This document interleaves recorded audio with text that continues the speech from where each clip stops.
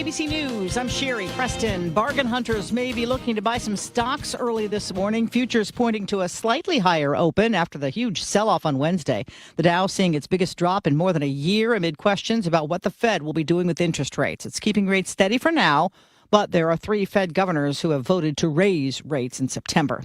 This is the U.S. overnight carried out what CENTCOM is calling a heavy wave of attacks on Iran. But ABC's Mary Bruce says when it comes to the war, Americans increasingly gloomy. A new Quinnipiac poll shows 66% of voters say the war with Iran has not been worth fighting. Trump says he's still hoping to strike a deal with Iran. Iran launching fresh attacks of its own. Jordan this morning saying it knocked down 5 Iranian missiles.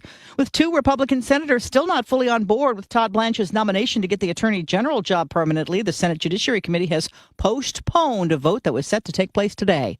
This is ABC News. Buttoning down D.C. for the Grand Prix. Freedom 250 IndyCar race is scheduled to take place around the National Mall next month. ABC's Dave Packer has a preview. As IndyCars circle Washington, D.C.'s most famous monuments on the weekend of August 22nd and 23rd, security will be dialed up to 11. You're going to see a very high level of uniformed presence throughout the city and around this event. Secret Service Deputy Director Matthew Quinn. Secret Service agents, Secret Service police officers, MPD, U.S. Park Police, FBI. Plus countermeasures for possible drones. We're all on the same plan to make sure that this event goes off as safely and successfully as possible. Dave Packer, ABC News. There have been more than 250 aftershocks since the powerful earthquake in Japan this week. Death toll 34 people. Almost a year after Matt Damon won $1 million on Who Wants to Be a Millionaire, his OG bestie Ben Affleck did the same last night. The final question was about the names of the pardoned Thanksgiving turkeys.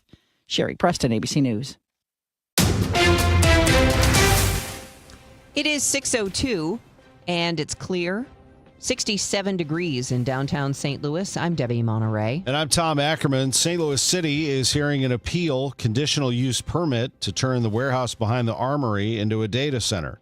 The appeal, filed by the Missouri Coalition for the Environment, argued the data center would harm the environment and its neighbors, along with raising energy rates. Robert Golterman is the attorney representing the developer. He says the community benefit agreement offers significant benefits to the city. Including among those commitments is a major financial obligation in the tens of millions of dollars to advance several key city initiatives for the years to come. The meeting and public comment period went late into the evening hours before the board approved the appeal on a 5-0 vote. St. Louis City Police are searching for the individuals they say ambushed them and ATF agents Tuesday night. Within 3 minutes and 46 seconds, shots were fired at both police officers and federal agents. St. Louis City Police spokesman Mitch McCoy sharing how long it took after officers pulled over an individual at Thekla and Oriole in Walnut Park East before they and bystanders were being shot at. McCoy says the subject of the traffic stop fled in their vehicle. The shots were fired by the occupants of a separate vehicle, a gray Ford Fusion, which police recovered after a pursuit when it was abandoned at the 1500 block of Cells. McCoy says they are investigating this as an ambush of their officers. We do not know if there is a direct connection between the traffic stop and the vehicle that fired on our police officers. McCoy says law enforcement are asking for anyone in the area who might have surveillance or other footage of the Ford Fusion before or after the shooting to contact Crime Stoppers. He adds nobody was injured in the shooting. Sean Malone, KMOX News. State investigators are probing a fatal officer-involved shooting in Lincoln County. The Highway Patrol says deputies responded to a domestic assault on Pinewood Drive Wednesday morning, where 69-year-old John Haynes barricaded himself inside after hours of failed contact attempts. Haynes pointed a gun at SWAT members from the front door, sparking an exchange of gunfire. Haynes died at the scene, while a SWAT member hit in his helmet by a bullet did not suffer injuries. In St. Louis County, as of Wednesday afternoon, there were over 115 people confirmed to have cyclospora. State Health Department has notified the county. And it is the responsibility of the County Health Department to contact the people infected with cyclospora. Health Director Dr. Kanika Cunningham says her department has already contacted about 90% of the people who are sick. If you look throughout St. Louis County, and we haven't did like a massive data analysis, but our gut instinct is that we're seeing a lot from South St. Louis County, as well as the Baldwin area. And so as we get more information, we definitely want to make sure everyone is alert and aware of these signs and symptoms. Some things that we do think is going on, that people may not have access to health care. So again, at the health department, if you're experiencing any type of signs or symptoms, come see us here. We're happy to also provide testing. Cyclospora is a parasitic disease that attacks the gastrointestinal tract and causes extreme diarrhea that can last for days, even weeks. Cunningham tells KMOX you can still eat lettuce. However, she cautions try to stay clear of boxed or bagged salads. And make sure if you are buying a head lettuce or romaine or red leaf lettuce that you thoroughly wash it when you get it home. And as KMOX told you last week, know where your vegetables are coming from. And you can do that by buying from local farmers. Maria Aquina, KMOX News. 3 lawmakers in Missouri criticizing a public library in Boone County after it held a public story time and read 2 books that were part of the library's LGBTQ programming. A day before the event, Secretary of State Denny Hoskins told the Boone County Public Library he would potentially cut their public funding if they read the LGBTQ-friendly books during the story time. He says the library has received a little over $1 million in the past 4 years, averaging about $250,000 a year from the state. During a press conference on Tuesday, Hoskins admits that he did not read the books but calls the content sexual. A lifestyle that is not agreed upon by all parties, especially when we're dealing with, again, taxpayer dollars going to push certain lifestyles. State Representative Wick Thomas, a former librarian, held a press conference after Hoskins, pointing out that the books were requested by residents. He disagrees with Hoskins, saying there's nothing sexual in the books. All of these families chose to be there. I think it's also important that librarians are uniquely poised to be able to represent their community, and they buy books for their community that the community wants. Jade Aubrey, KMOX News. St. Charles County is giving up roughly $4 million in revenue by eliminating its personal property tax collection for 2026. However, to absorb that hit, the county council voted to keep its real estate tax rates flat compared to last year. Collector of Revenue Michelle McBride says that balance is necessary, even as they're trying to lower everybody's taxes. At the same time, maintaining the real estate rates at the same level as last year protects our road and bridge and our dispatch and alarm funds, who depend on that money to plan and operate responsibly. By law, the county's real estate and personal property tax revenues are strictly dedicated to those 911 dispatch and highway department funds, while the county's general operating budget relies primarily on sales taxes.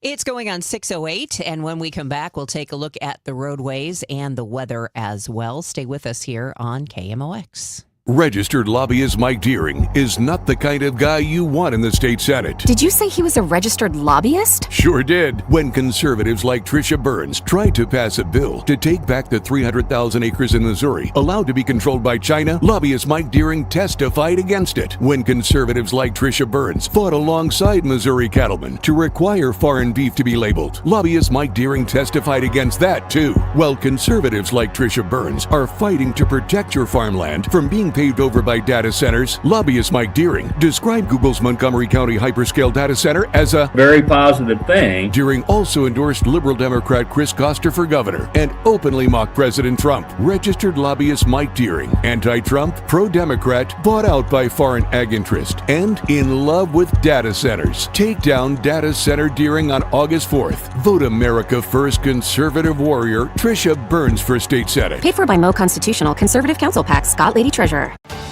Someone had a birthday. Yep, 50. Can't believe it. 50 years of wisdom. Great segue. We have a health reminder from the CDC.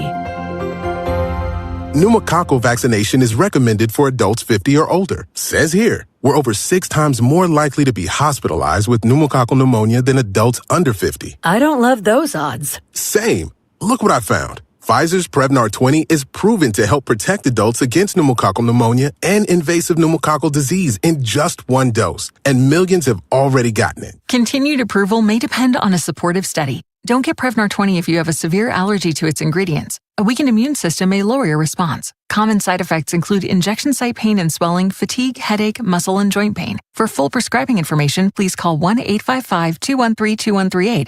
Visit Prevnar20.com or talk to your doctor or pharmacist. I'm on Prevnar20.com now, scheduling my appointment. Good idea.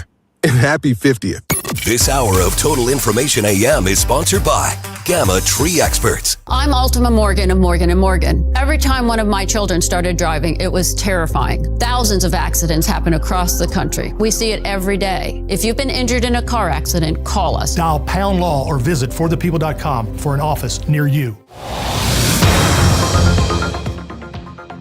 Time for traffic. Roger Brands in the Overhead Door Company of St. Louis Traffic Center. Well, everything's back on the go, Tom, on 64 at 61. Of course, they closed that westbound 64 at 70, 61 nightly. They got all the road work picked up, reopened. Everything's back on the go in all directions at that interchange. We still have this crash, though, unfortunately. Southbound 61, lane blockage involved, too, obviously, right at the Big Creek before you get to Dietrich Road. Southbound 61 is now jammed back pretty much right into Moscow Mills, almost back to Highway C. So just pay attention as you come through Moscow Mills. It's a solid jam for several miles coming down on that run to the Big Creek because of that wreck. Eastbound 70 is also a little slow right around the Wright City rest area at this time. Once you get past that point, it looks good on into Wentzville. And the rest of the interstates look great, even in the construction zones on both sides of the river right now. I'm not seeing any other delays so far for you on this Thursday morning. Next update at 6:20 from the Overhead Door Company of St. Louis Traffic Center. Hazy sunshine mixing with some cloud later today. Our afternoon high 87. Partly cloudy tonight, low 71. Plenty of clouds tomorrow. Look for some showers and thunderstorms mainly later in the day and at night. Those thunderstorms can be severe with hail, damaging wind gusts, and flooding downpours. The high tomorrow 84. Saturday remaining mostly cloudy and humid with a couple of showers and perhaps a thunderstorm. It'll become breezy. The high just 76. From the Saliga Heating and Cooling Weather Desk, I'm AccuWeather meteorologist Joe Lundberg on 104.1 FM KMOX. Right now, we've got clear skies, 67 degrees in downtown St. Louis.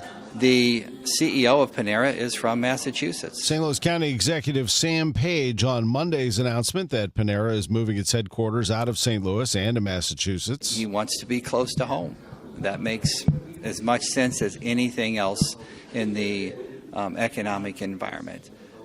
Massachusetts is a state that makes a big investment in public education, and folks with families certainly recognize that. But Page admits St. Louis has a much lower cost of living, unique assets, robust university community, and the schools are pretty, he says. But he adds this should not reflect poorly on St. Louis County or Missouri. If you want some proof of how confusing St. Louis geography is to national corporations, just take a look at St. Louis City Hall's inbox. We get that story from KMOX's Michael Calhoun. Under state law, major employers have to notify local leaders before closing facilities, but out-of-state legal departments often find they send those warn notices to the wrong chief executive in our area. Official state filings reviewed by KMOX show that Mayor Kara Spencer repeatedly receives closure notices for businesses that are well outside of the city limits, including one just yesterday for FedEx's facility that is actually in Maplewood. The city mayor was also notified back when Saks Fifth Avenue was closing its store at Plaza Frontenac, which is far from the city. And even Panera got confused last year when it was closing its bakery facility on South Hanley in Brentwood, giving Spencer the heads up about that. Because parts of St. Louis County use St. Louis, Missouri in their postal addresses, corporate lawyers from outside of the region seem to consistently mistake county suburbs for the city itself. And that means that city mayors and county government are not getting those layoff notices. Michael Calhoun, KMOX News. That cleared out block on Kings Highway across the highway from Barnes Jewish Hospital wasn't supposed to stay an empty field. The corner has a troubled history. After years of red tape and changing ownership, the current owner, North Point Development, finally demolished a row of condemned houses there in 2024, only to then scrap their own new apartment project. The land is now back on the market for $2.8 million, and to help it move, the city's trying a proactive approach, pre-approving tax incentives for whomever buys it.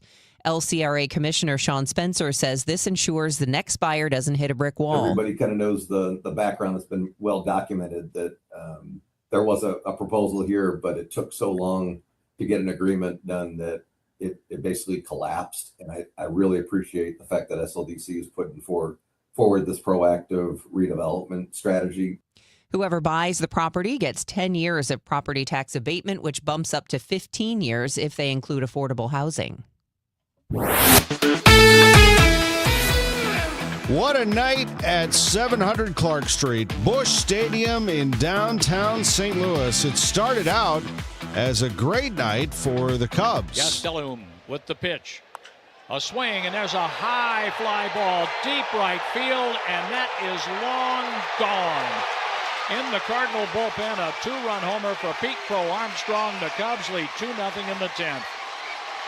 And the home run ball has been a problem for the rookie Gastelum. And the Cardinals are down 2-0, but Gastelum got himself a double play ball, got out of that, and into the bottom of the 10th we went. After 5 scoreless innings from Dustin May in what could have been his final start as a Cardinal, followed by Justin Brule, Ryan Stanek, George Soriano, and Riley O'Brien, Gastelum gives up the first runs of the ballgame. 2-0 Cubs. We're in the bottom of the 10th. Now, remember, in the 10th inning, you start with a runner at second base. That runner is Nathan Church. The batter is Lars Nootbaar. The pitch. Nootbaar hits that ball up the middle, and it's knocked down, and there's no play.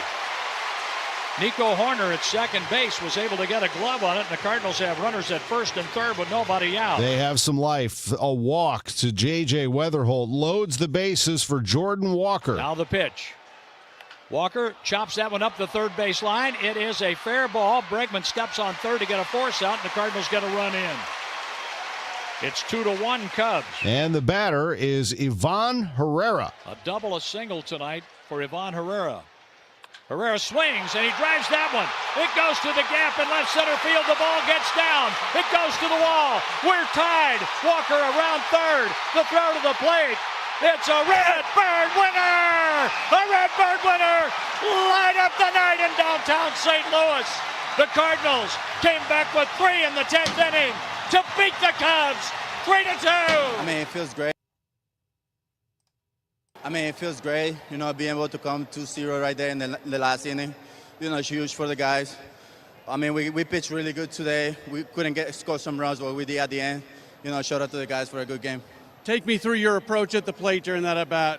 Yeah, basically just trying to get the ball in there, stay out of the, you know, get that 2 runs in.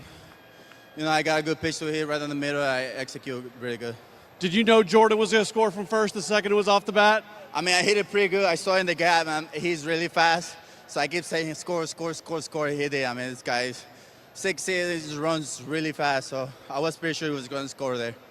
And the Cardinals get themselves a big win, 3-2 in 10 innings. 1:15 is game time today as the Cardinals try to get a split in this 4-game series. To soccer. St. Louis City SC midfielder Tomas Ostrak had played only about 18 minutes across all matches this season before entering Saturday's game against Colorado. 7 minutes after coming off the bench, he scored the game-winning goal, a strike later named MLS goal of the match day. Besides the win, Ostrak said it meant even more after 2 injury-filled seasons. It was very, very emotional because I went up and downs, and finally to be back on the pitch, I felt very grateful. I really appreciate this opportunity. City goalkeeper and captain Roman Berkey ran the length of the field to join the celebration. He says he understood what the moment could mean for his longtime teammate. He went through a difficult phase. He was injured, he came back, he was injured again, never really got back, into playing regularly. He's here with me from the beginning, in St. Louis. This could be the moment for him, to really get back to being confident, and I was more happy for him. Ostrak was named man of the match in City's 1-0 victory, its 3rd straight win since the World Cup break. The team will face Real Salt Lake on Saturday at Energizer Park. Jen Cease, KMOX Sports. That's a 7:30 start on Y98 FM Saturday.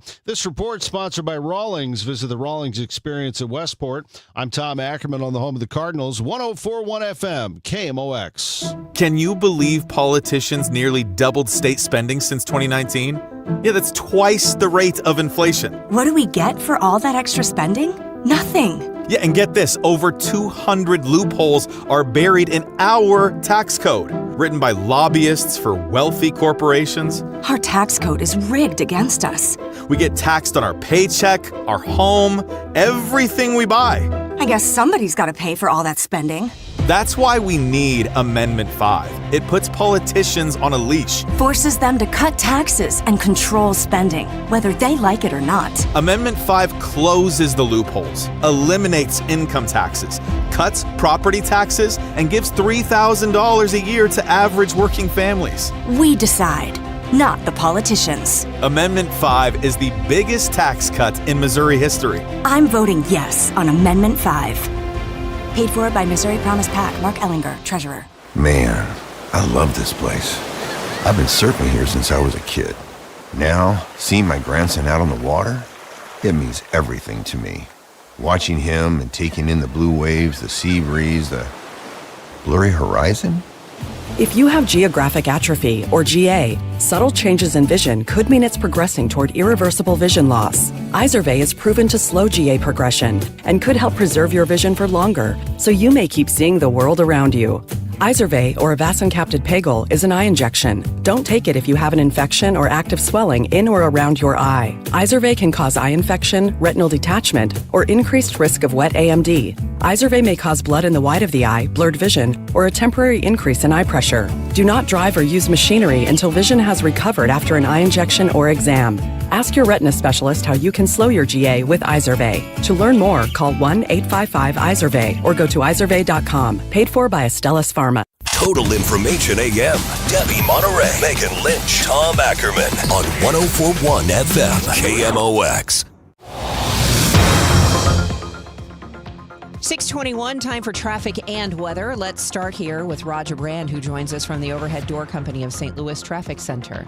Well, unfortunately, Debbie, there's no change out west on our situation southbound 61. This traffic reports the service of Scott Credit Union. We have a crash right at the Big Creek before you get to Dietrich Road. There's lane blockage involved, and southbound 61 is pretty much at a standstill back at Highway C in Moscow Mills. So if you're headed that way, just be prepared and have a little patience trying to get through the area. But, you know, if you want to jump over and take Highway C or take Highway Double M, you can take Double M down into Flint Hill and rejoin 61. The choice is yours, but you're going to be stuck in that jam if you stick with southbound 61 as you approach Troy. Eastbound Highway 70, just a brief slowdown around the Wright City Rest area in the construction zone out there between Warrenton and Wright City. After you get past that point, you're good to go. All the road work's been picked up at 64 and 61, so everything looks fine for you there. And everything looks fine for you on the rest of these area highways right now as well. Next update is 6:30 from the Overhead Door Company of St. Louis Traffic Center. Upgrade your summer ride with auto loan rates as low as 3.99% APR at Scott Credit Union. New or used, Scott Credit Union helps you love your ride and your rate. Learn more at scu.org. Rates vary, terms and conditions apply. AccuWeather's Joe Lundberg says hazy sunshine mixing with clouds today, high of 87, partly cloudy, low 71 tonight. Now, tomorrow, a couple of showers and a thunderstorm, mainly in the afternoon into tomorrow night, a high of 84 degrees. Going to feel a little more humid tomorrow. Right now, it's 68 downtown. Well, as we continue on KMOX, Michael Calhoun with you. And Ain't Too Proud, the life and times of the Temptations continues on stage at the Muni through August 2nd. There was someone special in the audience for one of the performances this week. Otis Williams, 5-time Grammy award-winning singer and songwriter, and the last surviving member of the Temptations, was there to see it. What did you think, sir? Well, what struck me was that they all were very good at what they were doing on stage, so they're keeping it true to form. I enjoyed it immensely. Have you been to the Muni before? What did you think of this beautiful scene in St. Louis's Forest Park outside? It's first time for me. You know, I've been coming to St. Louis since 1964, and I was telling some friends of mine, I think Derek and all, that as many times as we've been here to St. Louis, this is the first time that I've been around, you know, inside the city and around the suburbs, and I'm very happy. I could live here. You know, it's got a wonderful vibe. So it was great. Do you remember the first time you came to St. Louis, and what was it like then? Well, the first time and all the times thereafter, we had primarily were on one-nighters. You know, so we were at the Kiel Auditorium, do the show, and then get up the next morning, if not leave the same night going on to the next one-nighter. So it's always been a one-nighter experience, but this is the first time I've been here to go around and see the city and feel the city, and it's beautiful. I love the stately homes that they have here in the city itself, so it's great being here. When you look back on that period, Motown, Detroit, just how incredible is it to think about what came together there? You know, you got a point there, because when we came to Motown, we started with Motown in 1961, and it was just two-story building, and then Barry bought another building right next to it, and then a few across the street from Motown, 2648 West Grand Boulevard. But what is happening now, they are about to complete a 3-story building adjacent to Motown, and it's just a wonderful testament for something that started out as a 2-story family flat to be so well loved today and received so well. And me being a part of it, the history of Motown, it's just a wonderful testament. I cannot bring up all of the thing that I would love to say about Motown, because to see it come from that little 2-story family flat to be loved the world over, and now they have I think a 3-story building that will be open next year. It's just wonderful. And like I tell people, Motown is not no happenstance. God and his infinite wisdom brought that little 2-story family flat together for a reason. And it's a true testament, because look what's happening to it today. When it comes to preserving legacies like that, in St. Louis, we just had the National Blues Museum close, and they're trying to figure out what the path forward is, what to do with all the artifacts they have, whether it's, a museum like that or whether it's a stage play like this, a musical. Why is it so important to remember and defend and to remind people of these legacies?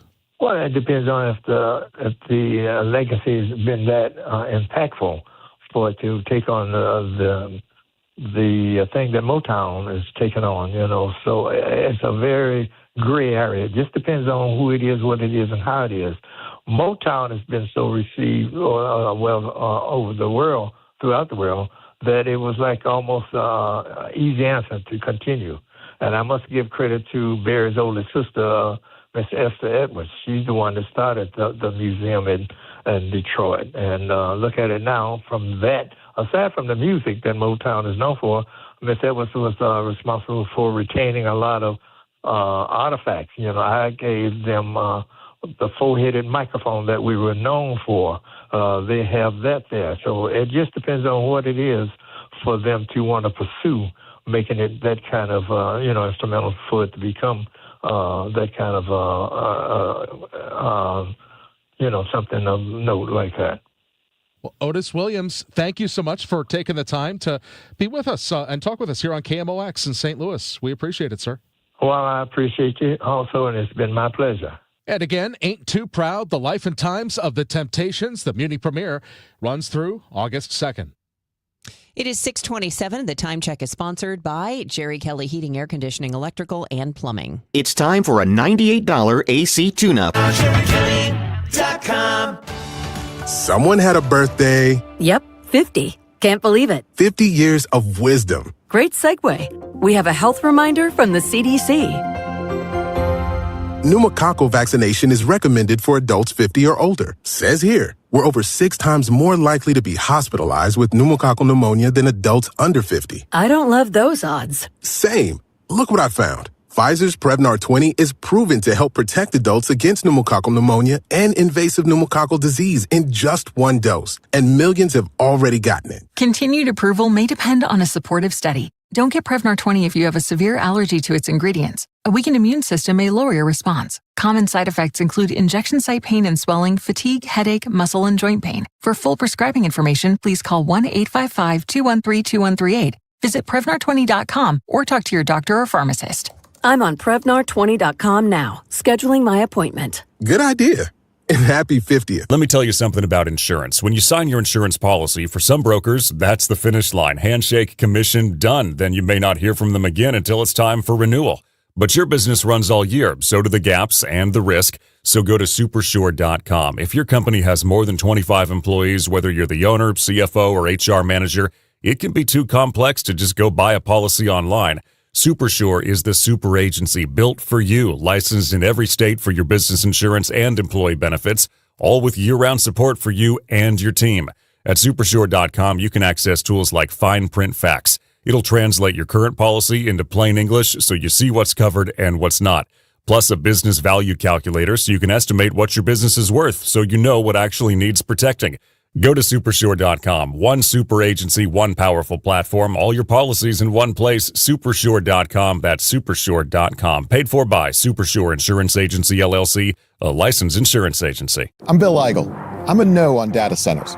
Last year, when a new hyperscale data center was up for a vote in St. Charles City, I'm the only candidate for county executive who stood with you in opposition.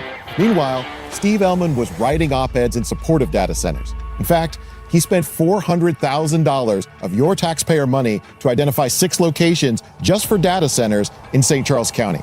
I'm Bill Eigel, and if you don't want data centers in our county, then I'm asking for your vote on August 4th. Paid for by Eigel from Missouri. Lisa Borchers, treasurer. The trade deadline is fast approaching, and Cardinals news could break at any moment. Will they buy? Will they sell? Every move shapes the future.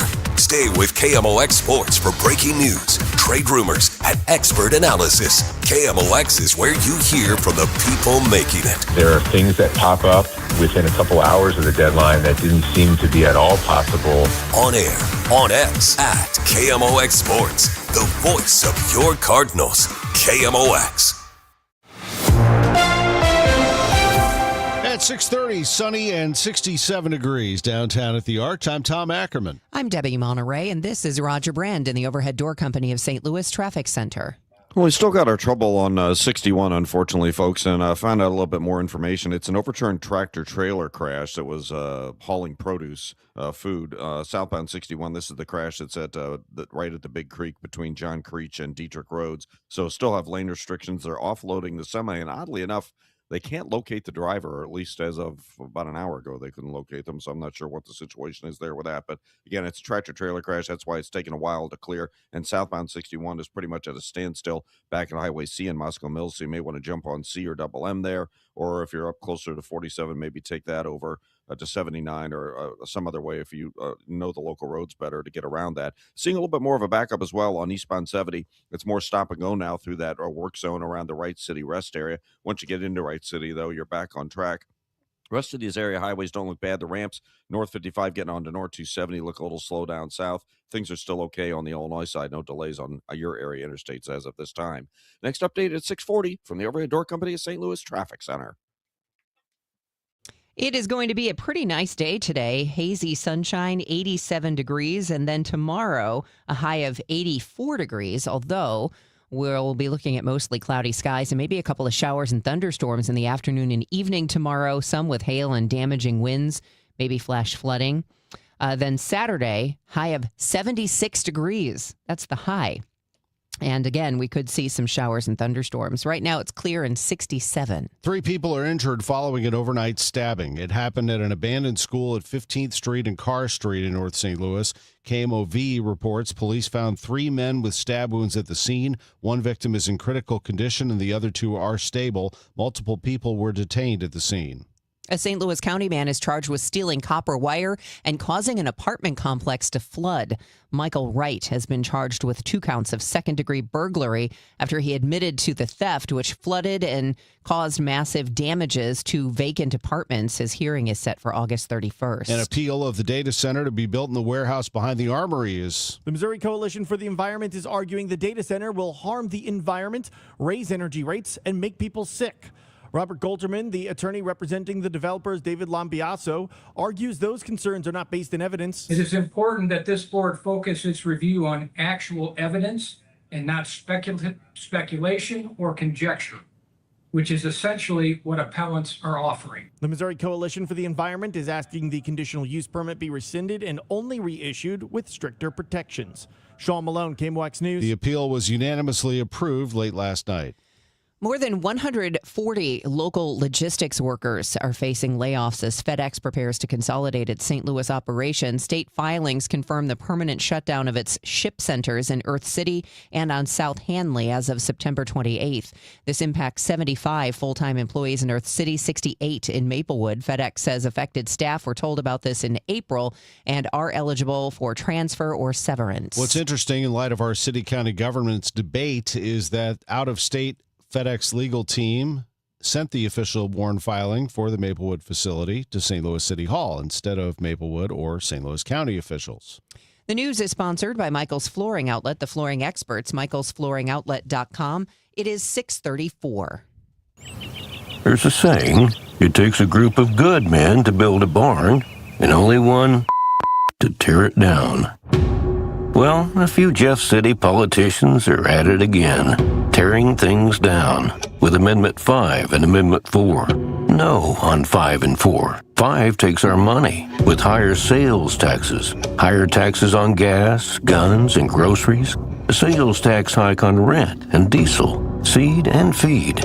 4 takes away our constitutional right to vote and go around the establishment politicians and to stop higher taxes. Takes away our safety valve, a vote of the people to stop or reverse a dumb idea like the everything tax. I'm a no. A heck no. No. No on Amendment 5. No on Amendment 4. No on both 4 and 5. Paid for by no on the everything tax. It is 6:35. It's time for our Bloomberg Money Minute. It's sponsored for you by Eamon, Gantner, and Capriano, elder law attorneys. This is a Bloomberg Money Minute. The Federal Reserve is in focus for investors. The central bank left interest rates unchanged yesterday for a fifth consecutive meeting. However, Chair Kevin Warsh offered little clarity on the path ahead as inflation remains a concern. The market reaction was harsh. Stocks ended the day sharply lower, with the Dow dropping 1,153 points. This morning, stock futures are rebounding. Meantime, Facebook parent Meta gave a disappointing quarterly revenue forecast. This is raising questions about whether the billions of dollars Mark Zuckerberg is pouring into artificial intelligence are paying off quickly enough. And Walmart is making a major push into electric vehicle charging, quietly becoming one of the fastest growing networks in the country. There are now EV chargers at about 326 Walmart stores, with another 300 or so stations under construction. The strategy isn't just about selling electricity, it's about getting shoppers through the door while they charge their cars. Courtney Donahoe, Bloomberg Radio. Well, it is the dog days of summer for sure. And speaking of your dog, please do not be leaving your dog in the car, even though the weather has cooled off. When it's 70 or over, don't take her over, as the Humane Society of Missouri likes to say, and that is good advice. But also, now, if you can get there before the end of business tomorrow, the Humane Society of Missouri is making it even easier to welcome a new best friend into your family with special adoption savings. $75 off the adoption fee of every large dog, or if you adopt a kitten, it's $25 off the adoption fee. So if you're looking for somebody to keep you walking and active, or maybe just a little couch potato to watch TV with you, or just a little fuzzy kitten to keep you company, every adoption includes a pet that's been cared for by the dedicated staff and the veterinary team at the Humane Society of Missouri. They do such amazing work. They don't just help animals in the St. Louis region, but they go all over the state with their animal cruelty task force, rescuing animals in need and giving them a second chance. And you can help by adopting, fostering, or donating today. You can get all those details at the Humane Society's website, hsmo.org. This year, America celebrates 250 years, 2.5 centuries of courage, sacrifice, and family stories passed down from one generation to the next. Hi, I'm Nick Mako. And I'm Adam Baselogger, founders of Legacy Box. Your family's piece of the American story is sitting in an attic or closet right now, trapped on aging VHS tapes, camcorder tapes, film reels, and fading photos. Those boxes hold moments you can never recreate. Your wedding day, your children's voices when they were little, grandparents coming back to life on screen. Over 2 million families have trusted Legacy Box. And we've just partnered with the USO to digitize fragile handwritten letters from World War II, helping preserve American history for future generations. As America turns 250, remember that your family is a part of the American story.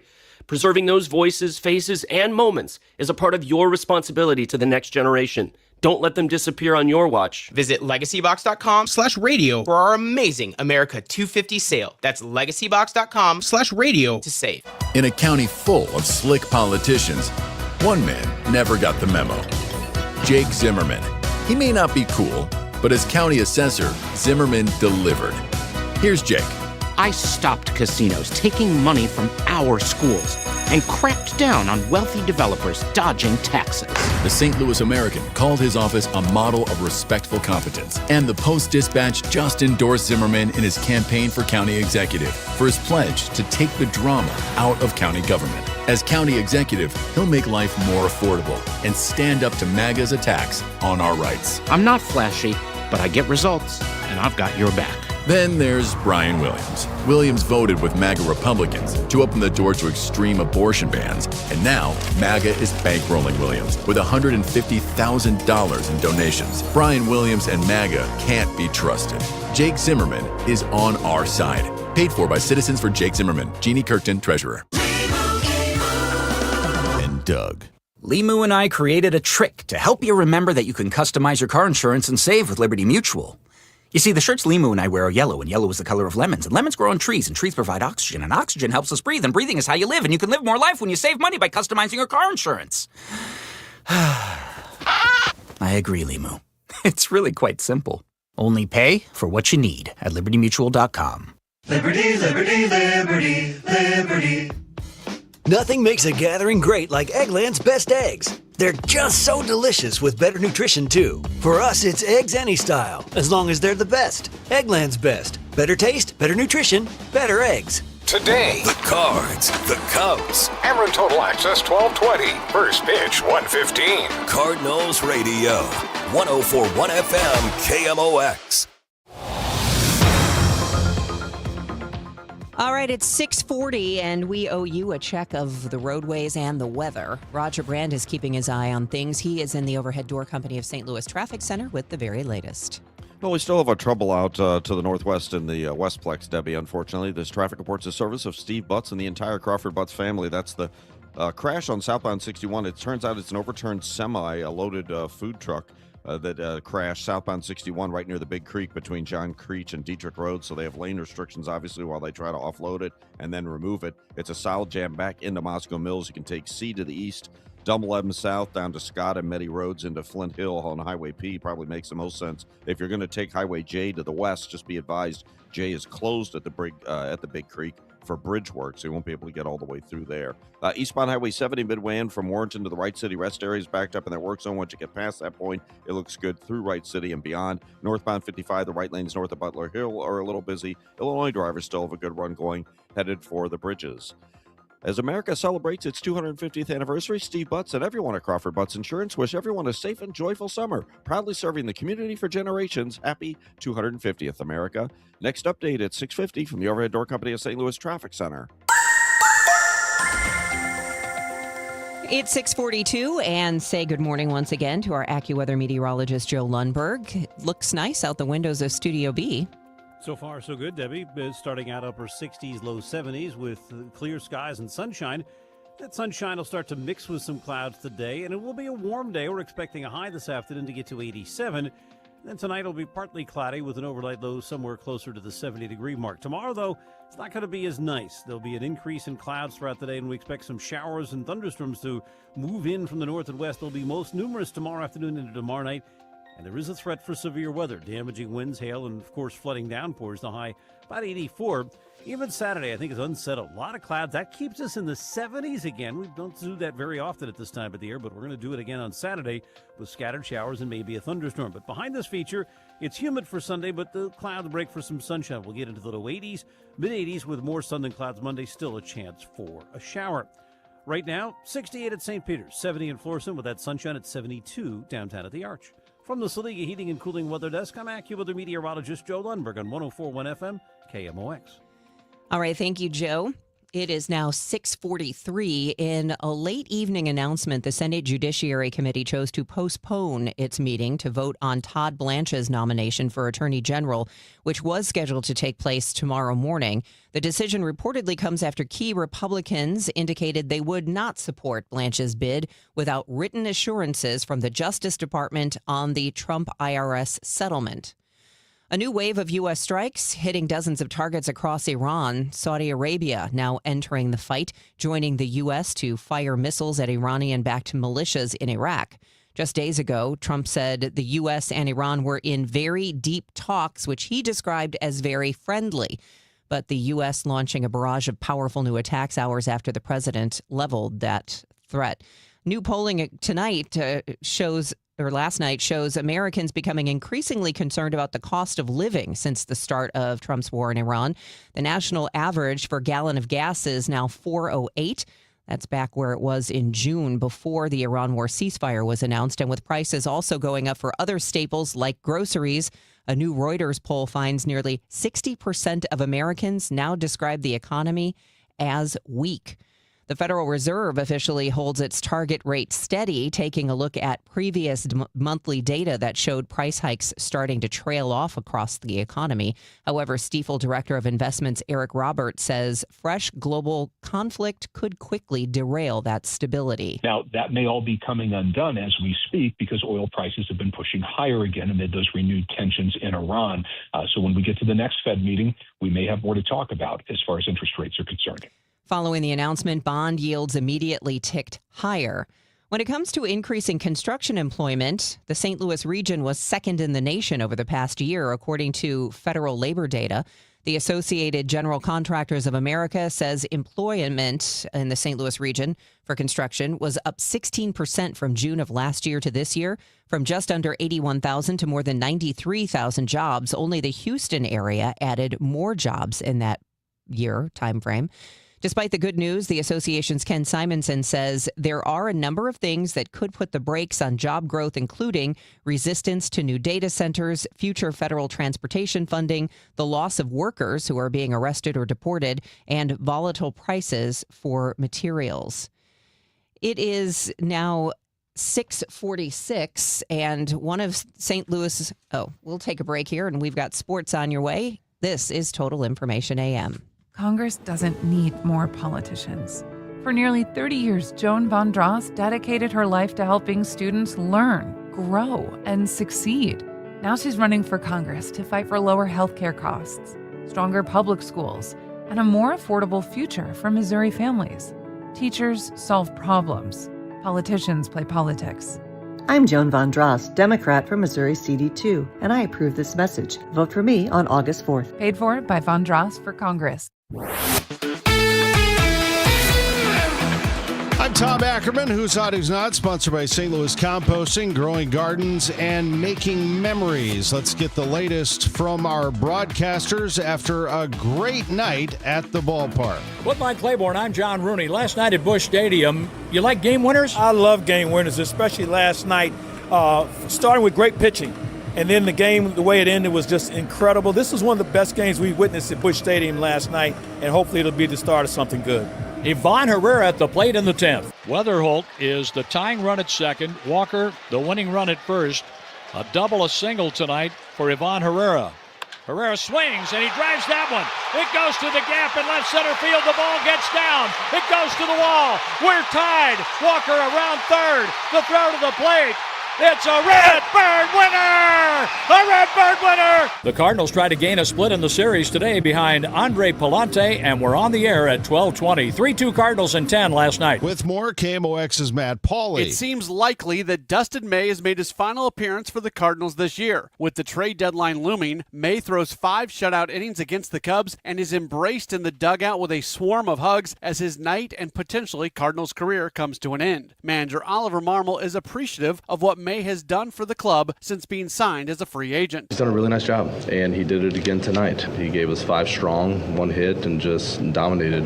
And you can tell by the players' reaction when he's out there, man, you want to fight for him. He's done that all year, but he's taken the ball every time out. He had the stretch where he got hit in the ankle and kind of missed a little bit, but overall, man, he's answered the bell and he's done well. It's May's 4th scoreless start this year and 2nd time he's given up just 1 hit. At Busch Stadium, Matt Pauley, KMOX Sports. St. Louis Composting, Growing Gardens, and Making Memories. St. Louis Composting at stlcompost.com.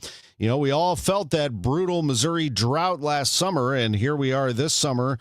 We are getting some extreme temperatures. Top dressing your lawn makes it significantly more drought resistant, meaning a healthier yard and a lower water bill. Refresh your entire landscape with a fresh layer of mulch in your flower beds and around your trees. That's the fastest way to make your yard pop with a beautiful, well-kept look. Now is the perfect time for that full landscape cleanup. Add compost to your garden beds And if you're not sure how much you need, use the material calculator at sclcompost.com to figure out exactly how much soil or mulch your project requires. 9 retail locations all over the St. Louis area. Load up your own pickup truck or trailer on site, or stay home and schedule a delivery online. St. Louis Composting, growing gardens, making memories. The 3-2 pitch with the runner going a swing. Ready to elevate your game? Join the MBA Sportscasters Forum on Tuesday, September 15th in St. Louis. Learn from Cardinals beat reporters, broadcasters, and Hall of Famer John Rooney as they break down play-by-play, reporting, interviewing, and covering the game. Then cap off the day with the Cardinals versus Giants at Busch Stadium. Step into the booth, sharpen your skills. Go to KMOX.com/events for details and registration. Broadcasting from the Scott Credit Union Studio, 104.1 FM KMOX.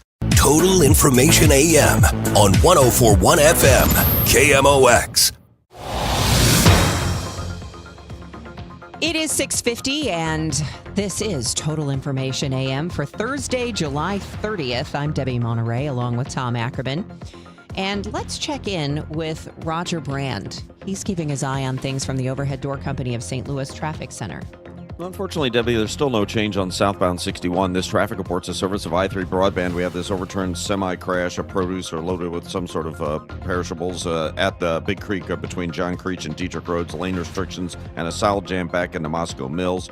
47 still doesn't look bad over to 79. 79 has about a mile slowdown coming into North Main Street, but it's just a slowdown. You can take C, you can take double M to, I think it's Scott to Meddy Road down to P. That's probably a good one as an alternate. Eastbound Highway 70, midway in from Warrenton, the Wright City Rest Area. You've got delays. Once you get to Wright City itself, it looks good. We have an incident eastbound 70. Looks like a crash at Jennings Station. Traffic is backed up at Lucas Hunt now. Westbound 64, the right lanes are a little slow at the Interbelt. Northbound 55, the right lanes are a little slow through Butler Hill. Eastbound 55-70 a little heavy at 111, and 64 a little heavy eastbound getting on to 70 at the construction area. Summer celebrations are here, and i3 Broadband keeps you connected. Head over to i3broadband.com/radio today, or call 1-866-806-5485 to upgrade today, because life runs better on fiber, and i3 Broadband is here for you. Next update at 6:58 from the Overhead Door Company of St. Louis Traffic Center. AccuWeather meteorologist Joe Lundberg says hazy sunshine today, mixing with clouds, high of 87, pretty much a carbon copy of yesterday. Partly cloudy, low 71 tonight. Tomorrow, though, a little different. Showers and thunderstorms mainly in the afternoon into tomorrow night. It'll be a little more humid, high of 84. Saturday, humid, high only 76 with some showers. Currently, it's 68 downtown. The news continues at 6:52. Drowning and boat-related deaths have doubled on Missouri waterways this year, and the Highway Patrol says there are several reasons why. Missouri State Highway Patrol Lieutenant Eric Brown tells MissouriNet many of the recent drownings share common factors. Most of these have been people that are swimming and have become exhausted, or they stepped off into deep water. Their swimming skills weren't as high as they thought they were, or maybe they were a non-swimmer, or they were too young to be a good swimmer. Brown says 30 people have been killed in drowning and boating-related incidents on Missouri waterways so far this year, compared to 15 during the same period last year. Fred Bottomer, KMOX News. This is Shark Week. How is it being celebrated at the St. Louis Aquarium? We asked Risk Hollister, the curator of aquatics and life support systems at the aquarium. We have opened the back of house area to Shark Canyon for all guests. So you get to go back into the husbandry areas, the life support areas where we work with these animals and oversee the tank. And so you can walk the perimeter, you can walk across our rope bridge, and you can see divers in the water. You can see feedings during certain times of the day that we do that. This is a unique vantage point that's not often given, and I can't name an aquarium that also does that. Get everything from dime study rings, sunken boats. That is Booker DeRoche. He has made a lucrative living diving for things you might drop in a lake or river. The business is based at the Lake of the Ozarks, but DeRouche goes all over the state and even other states for specialty dives. We've gotten calls to go retrieve a putter head that was used in an accidental assault at a golf course. That took 2 days to find in the muck. In another dive, he found a glass eye. The person jumped off a platform at Lake of the Ozarks and it popped out. Yeah, it's not a big deal. Yeah. Believe it or not, I've come up with a lot worse. Yeah. And I think we can talk about that on air. He's working right now to find a ring that's worth $25,000 to $30,000. We don't charge to go look for them, but if we ever do find them, it'd be a pretty good payday. He says a lot of phones end up at the bottom of the lake, and most of the time, they work when they're fished out.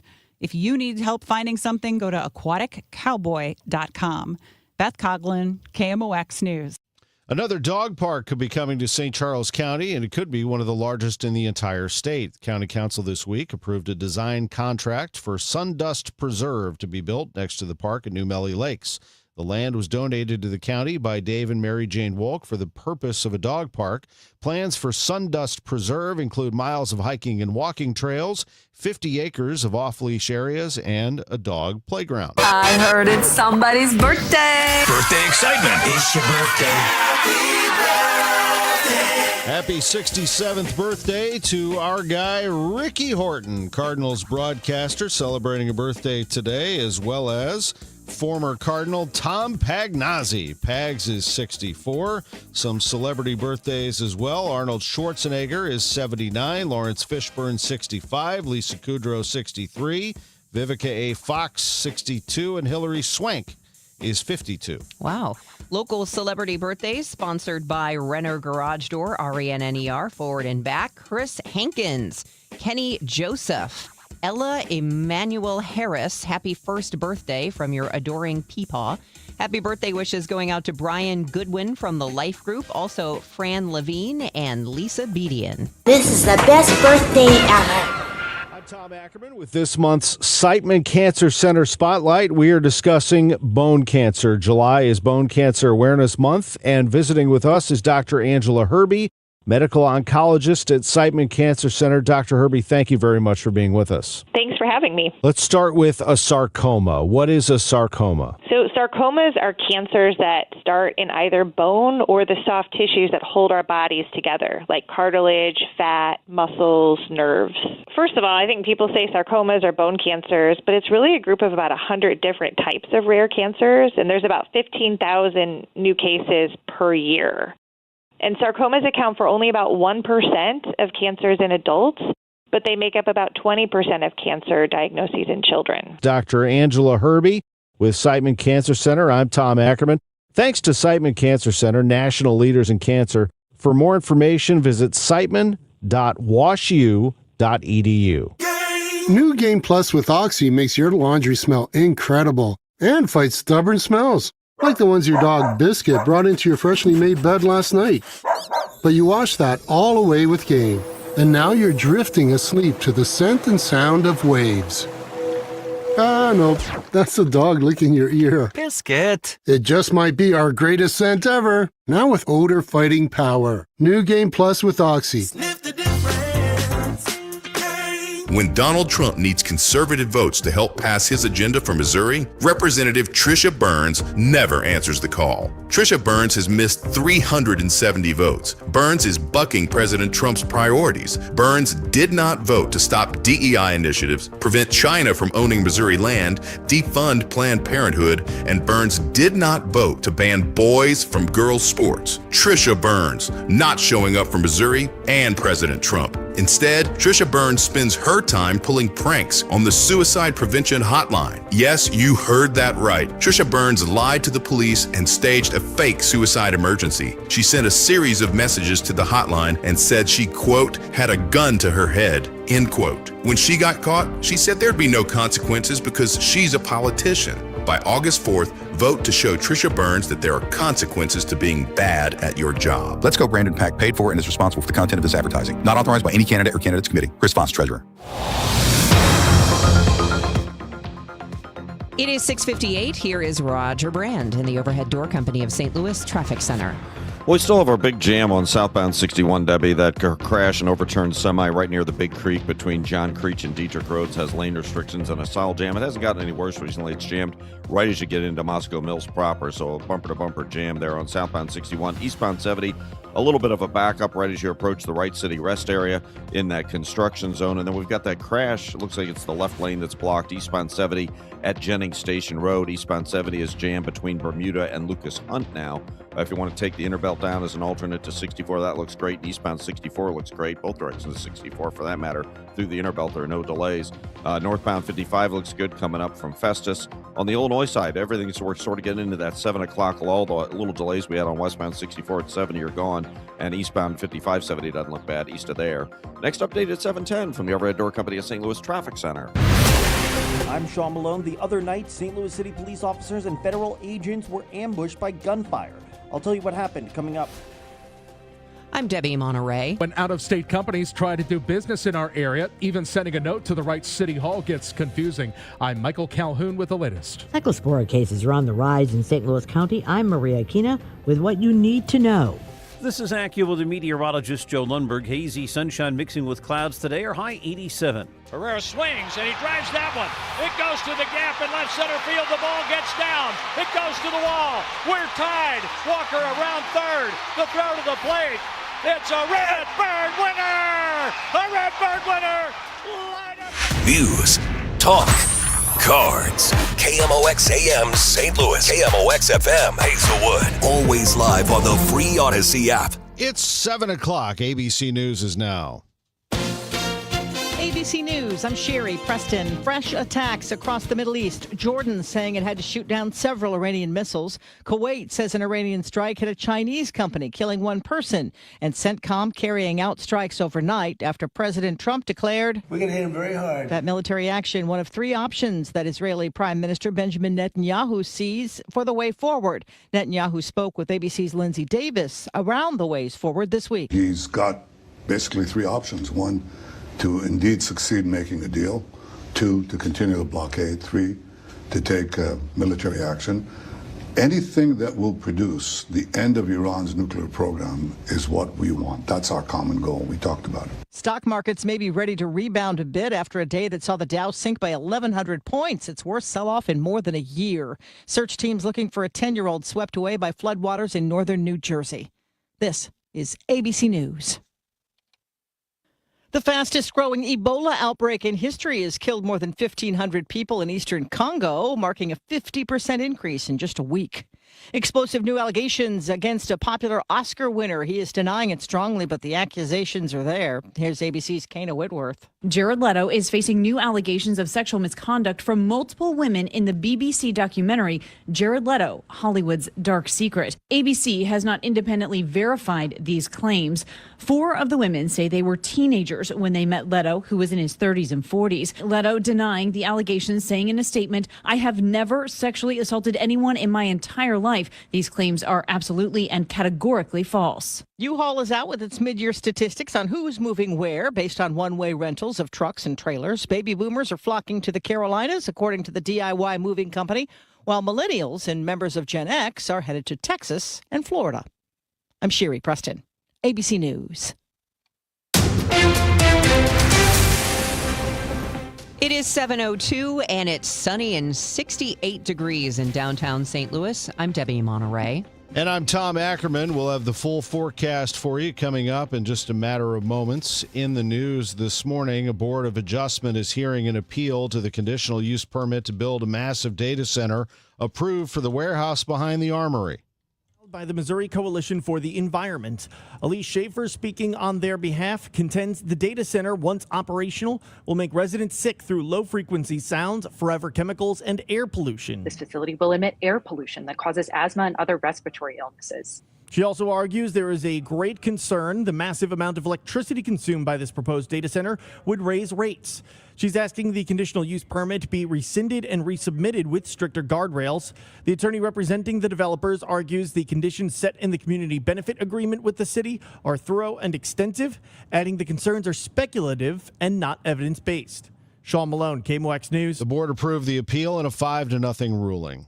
Tuesday night, St. Louis City police officers alongside ATF agents and pedestrians came under a rapid fire of gunshots in what law enforcement is investigating as a potential ambush. According to St. Louis City police spokesman Mitch McCoy, officers pulled an individual over, and less than 4 minutes later, a separate vehicle, a Ford Fusion, pulled up and opened fire. McCoy says this is being investigated as an ambush of the officers. There were multiple marked police Tahoes, 2 of them, that had their emergency lights activated, and somebody with no regard opened fire on that entire block. McCoy says the individual who was pulled over sped away after the shooting. It isn't known if or how he was involved with the shooters. He adds the shooters were able to flee the scene. He asks anyone with information to contact Crime Stoppers. 3 people injured following an overnight stabbing that happened in an abandoned school at 15th and Carr in North St. Louis. KMOV reporting police found 3 men with stab wounds, 1 victim in critical condition. The other 2 are stable. Multiple people were detained at the scene. A resident-led traffic safety town hall will take place tonight in Overland. The CEO of Young Voices with Action, a local nonprofit, is hosting a public forum for residents to express their road safety concerns and ideas. The meeting starts at 6:30 at the Parkview Library. Rick Bratton, a state senator from Cass County, has issued a sunshine request for Boone County Public Library because it held a story time for toddlers and read 2 books as part of the library's LGBTQ programming. This comes after the Boone County Public Library read 2 books during an LGBTQ-themed story time that some Missouri lawmakers called sexual. State Senator Rick Bratton's sunshine request is asking for information on the event's organization, advertising materials, personnel, and expenditures. It's making sure that not one lifestyle that is sexualizing children is being pushed upon them. State Representative Wick Thomas, a former librarian, counters there's nothing sexual in the books. He takes issue with how Bratton characterizes families like his. I came out at 16 in rural Missouri, actually in the same district that Senator Bratton represents now, which is why it is especially infuriating that his language is going to harm kids like me. Bratton vowed to inspect every Missouri library for funding of LGBTQ events and to bring the issue into the upcoming legislative session. Jade Aubrey, KMOX News. It's 7:06 on Total Information AM. As of Wednesday afternoon, there were 117 people infected with cyclospora in St. Louis County. 11 of them confirmed Tuesday night. St. Louis County Health Director Dr. Kanika Cunningham says once a lab test confirms a person has cyclospora, the state then notifies the health department where the case is. Of the 106 cases before the 11, my team actually attempted to contact all of those 106, and we've spoken with about 90% of those. As a local public health department, we are responsible for carrying out the investigation. Is there any indication yet where this is coming from here? So what we're seeing, majority of the people is tied back to eating some type of lettuce, and unfortunately it is at Taco Bell. We've seen maybe a few cases with Walmart, but for the most part, majority of it is Taco Bell. Dr. Cunningham tells KMOX many of the cases are from South St. Louis County and Baldwin as of right now. If you do not have a health care provider and you are exhibiting symptoms of extreme diarrhea, you should contact the health department where you live. Maria Aquina, KMOX News. One St. Louis developer is showing his commitment to improving the heart of the city by establishing a multi-million-dollar investment fund. New and Found CEO Steve Smith says the $15 million fund is seed capital to help other developers get their projects going. He believes the fund could help leverage as much as $300 million in development across the central corridor of the city, according to the Business Journal. New and Found has had great success with City Foundry and is in the process of a $195 million redevelopment of the Mansion House apartments across from the Arch. It's 7:07, traffic and weather next. And Doug. Limu and I created a trick to help you remember that you can customize your car insurance and save with Liberty Mutual. You see, the shirts Limu and I wear are yellow, and yellow is the color of lemons, and lemons grow on trees, and trees provide oxygen, and oxygen helps us breathe, and breathing is how you live, and you can live more life when you save money by customizing your car insurance. I agree, Limu. It's really quite simple. Only pay for what you need at libertymutual.com. Liberty, liberty, liberty, liberty. Can you believe politicians nearly doubled state spending since 2019? Yeah, that's twice the rate of inflation. What do we get for all that extra spending? Nothing. Yeah, and get this, over 200 loopholes are buried in our tax code, written by lobbyists for wealthy corporations. Our tax code is rigged against us. We get taxed on our paycheck, our home, everything we buy. I guess somebody's got to pay for all that spending.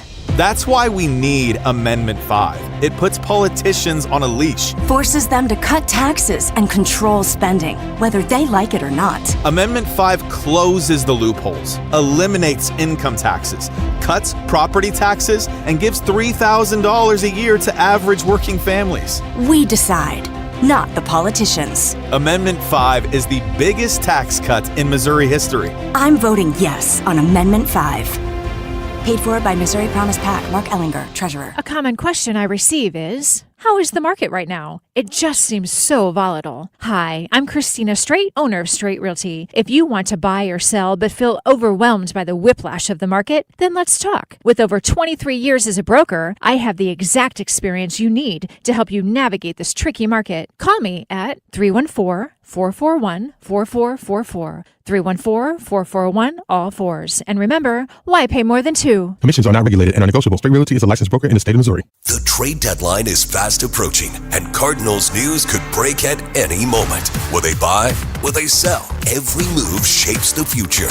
Stay with KMOX Sports for breaking news, trade rumors, and expert analysis. KMOX is where you hear from the people making it. There are things that pop up within a couple hours of the deadline that didn't seem to be at all possible. On air, on X, at KMOX Sports, the voice of your Cardinals. KMOX.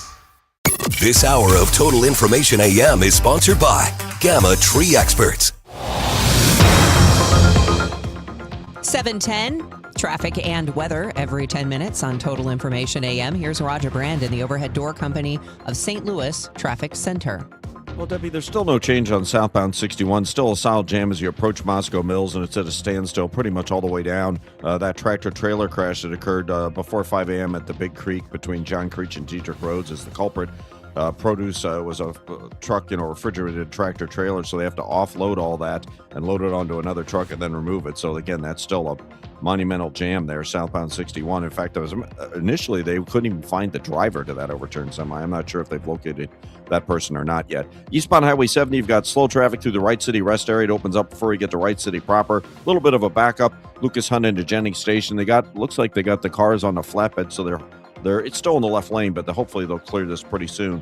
Eastbound 30 is a little busy. Mauer to 270 on the Illinois side. Eastbound 64 getting on to 70 there through Exchange. Of course, it's down to one lane, and then you've got roadwork delays both sides of 111 eastbound after that. Next update at 7:20 from the Overhead Door Company of St. Louis Traffic Center. KMOX AccuWeather. Hazy sunshine will mix with some clouds later today with a high of 87. Partly cloudy tonight, though 71. Tomorrow, mostly cloudy with a couple of showers and a thunderstorm, mainly in the afternoon and into tomorrow night. Any thunderstorm can produce hail and damaging wind gusts and cause flash flooding. Tomorrow's high 84. Saturday, mostly cloudy and humid with a couple of showers and perhaps a thunderstorm. It'll become breezy. Saturday's high only 76. From the Saliga Heating and Cooling Weather Desk, I'm AccuWeather meteorologist Joe Lundberg on 104.1 FM KMOX. It's 68 in Florissant, 68 in St. Peters, sunny and 68 degrees downtown at the Arch. St. Louis County Executive Sam Page is weighing in on Panera's decision to move the headquarters from Missouri to Massachusetts. Panera is a St. Louis success story. A local guy who lived down the street from me in Creve Coeur started St. Louis Bread Company, a nice guy who sold out 15 years ago, and it's been sold twice, and now it's $1 billion enterprise. Page says St. Louis should be proud of the Panera success story and points out that the CEO is from Massachusetts. Out-of-state corporations trimming their St. Louis footprint keep running into a uniquely local problem. When national companies file state-mandated layoff notices, their corporate legal teams routinely send the paperwork KMOX finds to the wrong government. That's because suburban facilities carry a St. Louis mailing address, and out-of-state lawyers repeatedly find they notify St. Louis City Mayor Kara Spencer about closures that are actually located entirely entirely in St. Louis County. Memphis-based FedEx just yesterday sent City Hall its official notice for closing its Maplewood Ship Center and laying off 68 there. New York-based Saks Global notified Mayor Spencer back when it was shutting down its Saks Fifth Avenue store in Frontenac, which is about 13 miles from Spencer's office in downtown St. Louis. And Panera did the same back last year when it closed its South Handley Bakery facility. A Massachusetts-based HR executive with Panera sent the layoff notice not to Brentwood or the county executive, but to St. Louis City. It is a pattern that shows just how confusing the city-county divide still remains for businesses from outside of our area. Michael Calhoun, KMOX News. Since 2007, St. Charles County has rolled back taxes by an estimated $40 million. This week, the county council added to that by voting unanimously to zero out the county's portion of personal property tax for 2026. After the vote wrapped, County Executive Steve Ellman pointed out that he and other St. Charles County electeds had been systematically chipping away at the county's tax rates for over a decade. We've been lowering those property taxes every chance we get since I've been here. And the only two people who've been doing it longer are Mr. Brassel and Mr. Schnorr. So I thank you because you all started this long before I got here. We'll continue to do it. Ellman says the county only receives about 3% of a resident's overall personal property tax payment anyway. Most of what we pay gets passed through to local school and fire districts. Don't compare us to Florida or Texas or Nevada, says Governor Mike Kehoe. When looking at states that have no income tax, those states make up for it with tourism dollars. Instead, he says Missouri is comparing itself to Tennessee. That state is growing in population. People are leaving these other states that have high regulations, high tax burdens, et cetera, not good work environments, and they're coming to Midwest states. And Tennessee has proven that has drawn many people there. But Tennessee's tourism revenue is still more than 50% higher than Missouri's. One of Kehoe's major priorities is passage of Amendment 5, which would eliminate the income tax and replace it with higher and expanded sales taxes. The governor was a guest on KMOX's Chris and Amy show. Last night, Busch Stadium, scoreless game, 10th inning. After good pitching on the Cardinals' side from Dustin May, 5 innings. And an inning apiece for Justin Brule, Ryan Stanek, George Soriano, and Riley O'Brien. Luis Gastelum pitched in the 10th, and Pete Crow Armstrong did this. Gastelum with the pitch. A swing, and there's a high fly ball, deep right field, and that is long gone. In the Cardinal bullpen, a 2-run homer for Pete Crow Armstrong. The Cubs lead 2-0 in the 10th. And the home run ball has been a problem for the rookie Gastelum. And I mean, PCA ate it up. He flipped his bat. He took his time around the bases. He pumped his arms up in the air, stopped at third, went home. Cubs fans absolutely loved it. Gastelum still pitching. 1 ball, 2 strikes. The pitch for Michael Busch. A swing and a ground ball to Weatherholt. Flip to second out. Win. Strong throw to first. Double play. But the damage has been done. Well, this game was not done. The Cardinals had other ideas. Nathan Church was the runner at second base to start the bottom of the 10th. The batter, Lars Nootbaar. The pitch. Nootbaar hits that ball up the middle, and it's knocked down, and there's no play. Nico Horner at second base was able to get a glove on it, and the Cardinals have runners at first and third with nobody out. And then J.J. Weatherholt, what a player he is. He drew a walk. That loaded the bases for Jordan Walker. Now the pitch. Walker chops that one up the third base line. It is a fair ball. Bregman steps on third to get a force out, and the Cardinals get a run in. It's 2-1 Cubs. And the batter is Ivan Herrera. It's the cut of the game, sponsored by The Diamond Shop. TheDiamondShop.net. A double, a single tonight for Ivan Herrera. Herrera swings, and he drives that one. It goes to the gap in left center field. The ball gets down. It goes to the wall. We're tied. Walker around third. The throw to the plate. It's a Redbird winner! A Redbird winner! Light up the night in downtown St. Louis. The Cardinals came back with 3 in the 10th inning to beat the Cubs 3-2. I mean, it feels great, being able to come 2-0 right there in the last inning. It's huge for the guys. I mean, we pitched really good today. We couldn't score some runs, but we did at the end. Shout out to the guys for a good game. Take me through your approach at the plate during that at-bat.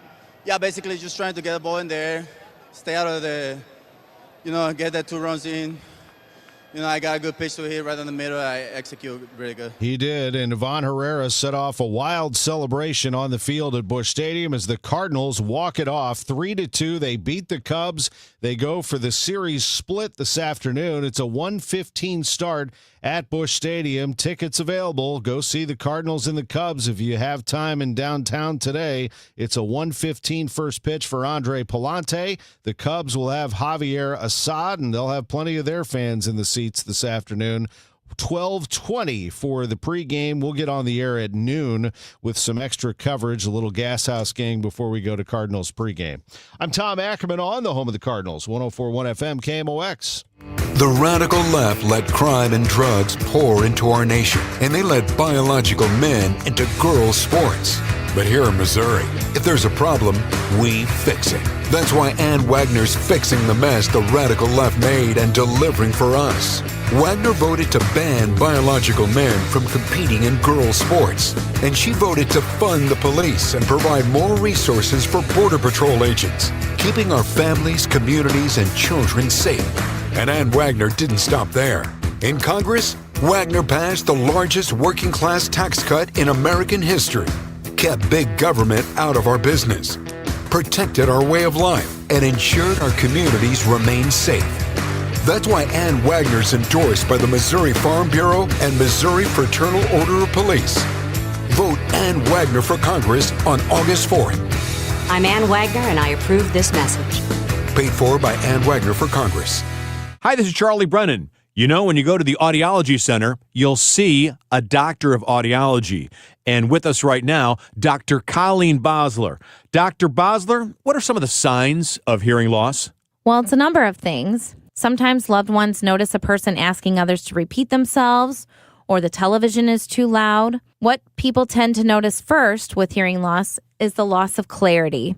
They can hear people talking, but they cannot always understand what's being said. That's because the hearing loss can cause you to miss certain consonant sounds, and those consonant sounds give us the detail to the word. A hearing aid can help bring back those details and give you a sense of clarity that you're missing. Dr. Colleen Bosler at the Audiology Center with 3 locations in the greater St. Louis area. Call for an appointment, 636-441-7470. Online, theaudiologycenterstl.com. Celebrate the month of July with Zero Res and get 3 rooms of carpet clean starting at just $129. Get your air ducts cleaned for $599 per unit. Book online at ZeroResSTL.com and take advantage of the savings. That's ZeroResSTL.com. Debbie Monterey, Megan Lynch, Tom Ackerman. Total Information AM on 104.1 FM KMOX. Ooh, it's 7:21. Should be a pretty nice day today. We'll get you the details on that in just a moment. But first, let's check in with Roger Brand and see what's happening on your ride in from the Overhead Door Company of St. Louis Traffic Center. Well, we still got the big jam coming out of Lincoln County, Debbie. Southbound 61 jammed as you approach Moscow Mills down to the Big Creek between John Creech and Dietrich Roads. An overturned semi-crash from earlier this morning still out there, so alternate routes. Highway C looks great to the east over to Old Monroe on to 79, but 79, not a jam, but it is slow from about Dyer Road down to Hackman Road. And if you take Double M out of Moscow Mills, cut down to the southeast and get on to, I guess that's Scott, and then it ends up being Meddy Road. Meddy Road's jammed from about McCoy Creek down to Highway P, so it's certainly better than southbound 61. Don't forget, if you take J to the west, it is closed to the Big Creek. That's due to road work. Eastbound Highway 70 looking better through the Wright City Rest area, and they cleared that crash at Jennings Station, so you're back on the go there. Eastbound 64 is slow, 170 through Big Bend. The right lanes on North 55 a little busy coming through Mattis. Illinois drivers, eastbound 64 a little heavy, getting on to eastbound 70, 5570 there through Exchange in that construction area, and then east of 203 from that point through 111 you have a couple of roadwork slowdowns. Next update at 7:30 from the Overhead Door Company of St. Louis Traffic Center. Weather forecast, Joe Lundberg says hazy sunshine today, mixing with clouds, high of 87, partly cloudy, low 71 tonight. Tomorrow, a couple of showers and a thunderstorm in the afternoon, a high of 84. It's 68 right now. It is 7:22. It's one of the most heavily traveled spots in the city, Kings Highway, by that empty grassy hill near the Science Center. The corner was supposed to house a 300-unit apartment complex, but developer Northpoint walked away, citing high costs, and listed the land for sale for $2.8 million. Because the site features a steep slope down to the interstate, economic development officials voted to offer automatic tax incentives to offset heavy engineering costs for a new buyer. LCRA official Paul Weatherford says the location is too important to sit empty. There are no existing structures on either side at this point, but they've been vacant for a long time, which has led to deterioration of site conditions. These sites are an economic and social liability for the city. It's a very visible site that we would like to see get redeveloped. There's been no interest yet from developers. Aldermen will get the final say on any incentives for a new buyer. FedEx is permanently closing 2 St. Louis area facilities this fall, cutting more than 140 local jobs. In warn notices filed with the state, the company says its locations in Earth City and on South Hanley and Maplewood will shut down September 28th. The move is part of corporate restructuring. Affected workers are being offered transfer options or severance. Illustrating how tricky our city-county borders can be for outside companies trying to do business here, FedEx seemed to mistakenly address its official county notice for the Maplewood facility instead to St. Louis City Mayor Kara Spencer. Edwardsville-based Prairie Farms has closed 2 cheese-making plants in Wisconsin, laying off nearly 100 workers. One of those plants will be sold, but the Shullsburg Creamery, founded in 1934, will be shut down. Prairie Farms acquired that in 2020.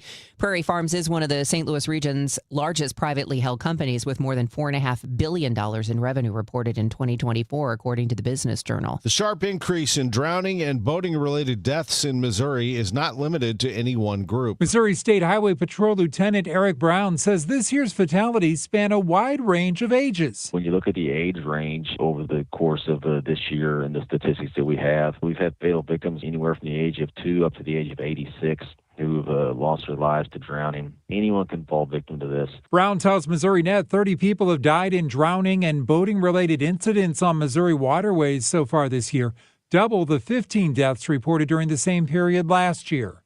Fred Bottomer, KMOX News. It is Shark Week. Kirsten Amy brought in Rich Collister, the curator of aquatics and life support systems at the St. Louis Aquarium, and asked how they determine which sharks will be living at the aquarium. This is all part of the development process. You're working with architects, engineers, right? Tank size. So what's habitable for the animals that you are having in mind to put in there? And then you're going back towards the industry and what has worked and what are we really good at taking care of, right? And what do we want to challenge ourselves with? What do the guests want to see? What's the interaction? What's the intent of the exhibit? These are the things we're looking at. Collister says a lot of the animals do very well in human care.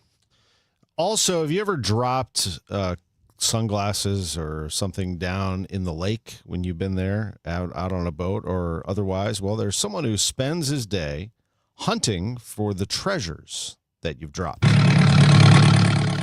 Booker DeRouche is also known as the Aquatic Cowboy. He has a one-of-a-kind business at Lake of the Ozarks and travels around the state searching for things that need to be found. Everything from sunken boats to diamond stud earrings. Lots of rings, lots of jewelry. He even found a glass eye. Yep, they jumped off of a platform here at Lake of the Ozarks, and the eye popped out. DeRouche says he's come up with a lot worse. Items he doesn't want to mention on the radio. He learned to dive at the lake when he was 12 and says it's become an addiction. Just really, really fell in love with the life underwater, the peacefulness you get down there, just the solitude of it all. And I love treasure hunting, too. If you ever need these specialized services, go to aquaticcowboy.com. Beth Coughlin, KMOX News. Some never-before-offered items that belong to Abraham Lincoln could be yours for a price. Heritage Auctions is overseeing the sale of the legal manuscripts, documents, and other items from a collection owned by the family of one of Lincoln's former law partners. They come from the Springfield Law Office where Lincoln once worked. Among the items getting the highest bids are a wood desk and a table. The auction house touts the collection as bringing bidders inside Lincoln's formative years as a working lawyer, strategist, and rising statesman. It's 7:27. Time check sponsored by Jerry Kelly Heating, Air Conditioning, Electrical, and Plumbing. It's time for a $98 AC tune-up. JerryKelly.com. Well, tomorrow's the last day that you can enter the $5,000 sweepstakes at Overhead Door Company of St. Louis. If you need a new garage door, here you go. The $5,000 sweepstakes is back with Overhead Door Company of St. Louis. A winner is chosen at random to receive $5,000 towards new garage doors, openers, or front entry doors of their choice. The deadline to enter is tomorrow, July 31st. So get in there. Win the $5,000 sweepstakes. All you have to do is enter at overheaddoorstlouis.com. Can't win if you don't enter. And all you have to do is put in your name and a little information, and off you go. It's overheaddoorstlouis.com. You know all about them. The ones with the red ribbon, the genuine, the original, the ones that have been here since 1926. When it comes to garage doors, they are the company. Overhead Door Company of St. Louis. The genuine, the original. Bill, you're an old politician. Yup, sure am. So you know the old-timers warned that someone trying to sell you a pig in a poke was a con man. Well, sure. Well, no offense, Tom, but your Politicians Amendment 5 is a pig in a poke, allowing politicians to raise our taxes without a vote of the people. And the Politicians Amendment 4 takes away our power to do anything about it. Well, let's look at what's really inside Ford 5. Oh, don't do that. 5 hits hardest seniors and those struggling financially with new taxes on services like doctor visits, in-home care, and rent. Sales taxes could more than triple. For up to 80% of Missourians, it's a tax hike. And Amendment 4 ends majority rule, effectively ending our power to stop corrupt and out-of-control politicians. Slick plan, huh? No, Tom. 4 and 5 are schemes that hurt citizens and transfer our power and our money to politicians and lobbyists. That's why I'm voting no on the Politicians Amendments 4 and 5. Paid for by Missourians for Fair Government. Liberty Mutual customizes your car and home insurance. And now we're customizing this rush hour ad to keep you calm, which could help your driving. And science says therapy is great for a healthy mindset. So enjoy this 14-second session on us. I think you've done everything right and absolutely nothing wrong. In fact, anything that hasn't gone your way could probably be blamed on your father not being emotionally available because his father wasn't emotionally available, and so on. And now that you're calm and healing, you're probably driving better too. Liberty, liberty, liberty, liberty. Hey guys, this is Kevin Wheeler. If you're looking for a little kick in the pants when it comes to dropping a little weight, getting better shape, getting more into the gym, think about Burn Balance Complex, which you can pick up at Supplement Superstores. I've been using it since it came out. It's fantastic. You notice right away the difference. Look, we all have busy schedules. I do and you do. You know, we all have problems sometimes with controlling our eating patterns and staying on a plan. Well, Burn Balance Complex makes that so much easier. It's not magic, but it definitely helps make it easier. It is a complete metabolism system. It's not just a fat burner. So what you're talking about is a natural weight loss option. So if you're a person that doesn't want to go get a prescription, you're not into injections, this is a great choice for you. In addition to the metabolism boost, you get to lower stress and cortisol levels, you get better sleep. It can help control appetite and cravings, all day focused energy with no jitters, no crash at the end of the day. If you want the help, and look, we all need it. I know I do. Go to Supplement Superstores, tell them your story, mention Kevin Wheeler, and they'll knock 30% off the Burn Balance Complex. You can find your location at supplementsuperstores.com. It is 7:31. We've got sunshine and 68 degrees in downtown St. Louis. I'm Debbie Monterey. And I'm Tom Ackerman. Roger Brand in the Overhead Door Company of St. Louis Traffic Center. Well, there's still no change out to the west of us, Tom and Debbie, with this tractor-trailer crash from earlier this morning, southbound 61 between John Creech and Dietrich Roads at the Big Creek. Lane restrictions, a solid jam back to Highway C in Moscow Mills. C doesn't look bad, but southbound 79 starting to back up right there at C and Old Monroe across the river, and then there's slow stuff on Dyer down to Hackman Roads if you're going to go that way. Double M didn't look as bad till you get closer into Flint Hill, like across the McCoy Creek. It's jammed. That's a good maybe half, three-quarters of a mile back up along that route. If you're on eastbound 64, it's backed up McKnight to Big Bend. South 170 backs up at the Parkway. Westbound 64, Hampton through Bellevue's busy. North 270, a little volume between Big Bend and Doherty Ferry. Southbound around Ladue, you have a little slow traffic there. And then Illinois drivers, we have a crash now. Westbound 270 just west of the Canal Bridge, lane block there. Traffic's jamming at about Route 203, and westbound 64 west of 3rd Street to the Poplar. We're seeing backups. Next update is 740 from the Overhead Door Company of St. Louis Traffic Center. All right, today, hazy sunshine mixing with clouds. 87 will be the high. Tomorrow, the high 84, but we could see in the afternoon or evening tomorrow some thunderstorms moving through with hail and damaging winds. It's sunny now and 68 degrees. St. Louis City is hearing an appeal of a conditional use permit to turn the warehouse behind the Armory into a data center. The appeal, filed by the Missouri Coalition for the Environment, argued the data center would harm the environment and its neighbors, along with raising energy rates. Robert Golterman, the attorney representing the developer, says the community benefit agreement offers significant benefits to the city. Including among those commitments is a major financial obligation in the tens of millions of dollars to advance several key city initiatives for the years to come. The meeting and public comment went into the late evening hours before the board approved the appeal, 5-0. A Highway Patrol SWAT officer walked away uninjured after a bullet struck his ballistic helmet during a fatal standoff in Lincoln County. State troopers say deputies initially responded yesterday to a domestic disturbance on Pinewood Drive, where 69-year-old John Haynes barricaded himself inside a home. When Haynes later came out and pointed a gun at officers, a shootout erupted, killing Haynes.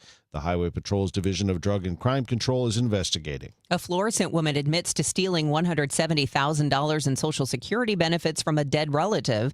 45-year-old Lanika Holmes started taking the funds after a relative died in May 2017, continued collecting that money until April 2025. She is set to be sentenced in October and is facing 10 years in prison and a fine of up to $250,000. A resident-led traffic safety town hall will take place tonight in Overland.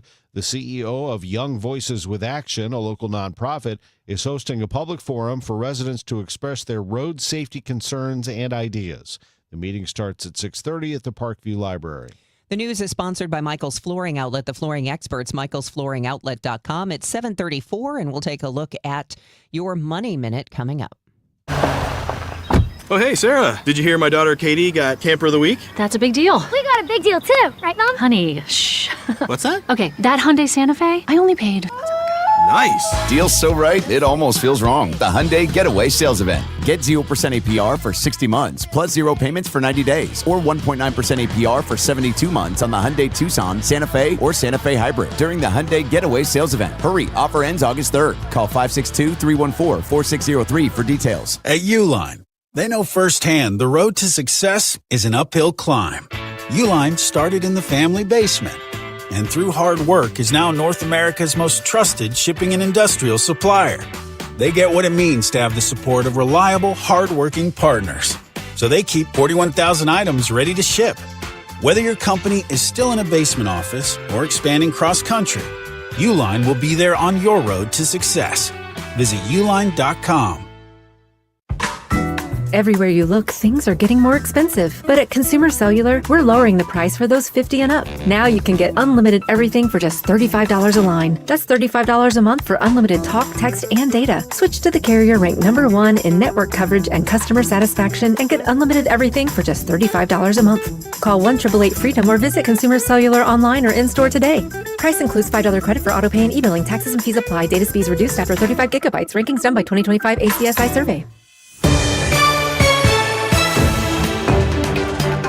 It's 7:36, and your Money Minute on KMOX is sponsored by Busey Bank. This is the Bloomberg Money Minute. The company behind Chrysler, Jeep, and Ram is still struggling to turn things around. Stellantis posted weaker than expected profit. Fierce competition from lower-priced Chinese automakers is squeezing its business in Europe. While sales improved in North America, a number of product recalls have weighed on results. Stock futures are looking at gains this morning after yesterday's heavy losses. The Dow dropped more than 1,000 points to finish the day. The Federal Reserve's decision to leave interest rates unchanged is keeping traders guessing as to how the central bank will tackle persistent inflation. And the reluctance to spend is no match for fruity refreshers and Chipotle honey chicken burritos. Starbucks and Chipotle both raised their financial outlooks for the year after stronger than expected quarters. Both chains have been getting a boost by trendy new menu items. It shows that diners are still willing to open their wallets to eat out if prices and flavors are right. Courtney Donahoe, Bloomberg Radio. This is the Run My Own Business Dream. This is the colleges paid for dream. This is the retire early dream. This is Busey, where your dreams and possibilities become moments. Through trusted guidance and expertise, through lifelong relationships. Because we're here to help you achieve the life you've always envisioned. Busey Bank, building business, growing wealth since 1868. Member FDIC. I'm Bill Eigel. I'm a no on data centers. Last year, when a new hyperscale data center was up for a vote in St. Charles City, I'm the only candidate for county executive who stood with you in opposition. Meanwhile, Steve Ellman was writing op-eds in support of data centers. In fact, he spent $400,000 of your taxpayer money to identify 6 locations just for data centers in St. Charles County. I'm Bill Eigel, and if you don't want data centers in our county, then I'm asking for your vote on August 4th. Paid for by Eigel from Missouri. Lisa Borchers, Treasurer. When my wife and I got married after both graduating law school, we didn't have 2 nickels to rub together. Ultima had to give me her gas card just to drive home. We never could have imagined that one day we would have the largest injury firm in the world and $25 billion in money collected and counting. As good Catholics, we had 4 children fast. They all work in the firm today. Our family protecting yours. I'm John Morgan of Morgan & Morgan. But our greatest gift was years away, grandchildren. Today we have 6 and counting. It's the greatest joy that we have ever experienced. I think about them all day long. Our family promises to protect your family should you need us. Call us. It's easy. Visit forthepeople.com and make sure you hug your grandchildren. God's final gift to us. Morgan & Morgan, for the people. Injured? Dial Pound Law or visit forthepeople.com for an office near you. Registered lobbyist Mike Deering is not the kind of guy you want in the state Senate. Did you say he was a registered lobbyist? Sure did. When conservatives like Tricia Burns tried to pass a bill to take back the 300,000 acres in Missouri allowed to be controlled by China, lobbyist Mike Deering testified against it. When conservatives like Tricia Burns fought alongside Missouri cattlemen to require foreign beef to be labeled, lobbyist Mike Deering testified against that too. While conservatives like Tricia Burns are fighting to protect your farmland from being paved over by data centers, lobbyist Mike Deering described Google's Montgomery County hyperscale data center as a very positive thing. Deering also endorsed liberal Democrat Chris Koster for governor and openly mocked President Trump. Registered lobbyist Mike Deering, anti-Trump, pro-Democrat, bought out by foreign ag interest, and in love with data centers. Take down data center Deering on August 4th. Vote America First conservative warrior Tricia Burns for state senate. Paid for by Mo Constitutional Conservative Council PAC, Scott Lady Treasurer. This is the Gas House Gang from KMOX. Bernie Nicholas and the Gas House Gang, today at noon on America's Sports Voice, KMOX. Not today, though. We have a day game, 1:15 start, 12:20 pregame. Chris Ranji and I will lead you up to my network pregame. Right now, Roger Brand, Overhead Door Company of St. Louis Traffic Center.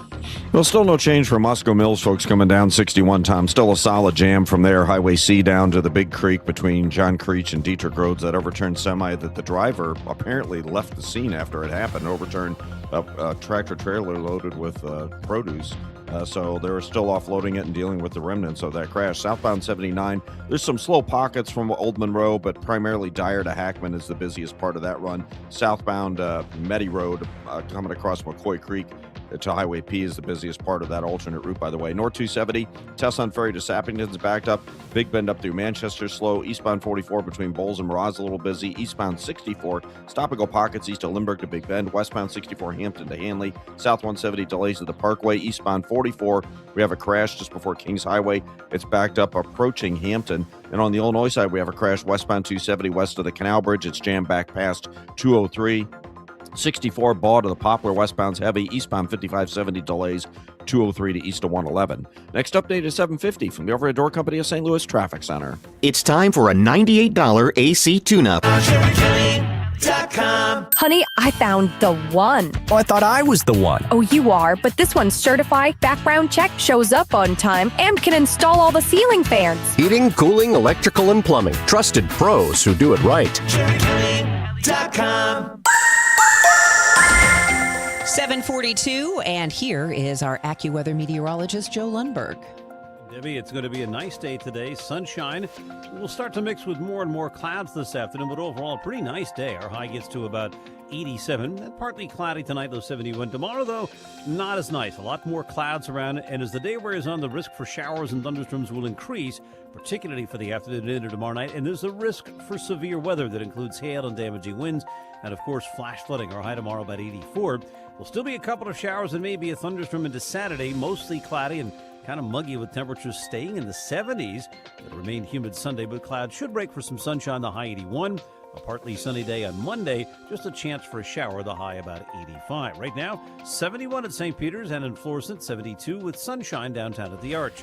From the Saliga Heating and Cooling Weather Desk, I'm AccuWeather meteorologist Joe Lundberg on 104.1 FM KMOX. Thank you, Joe. It's 7:43. The exciting comeback for the Cardinals in 2 minutes. Shoppers might feel the pinch still as they survey grocery store shelves, but Fed policymakers had different economic figures in hand when they chose not to raise borrowing costs by leaving interest rates unchanged.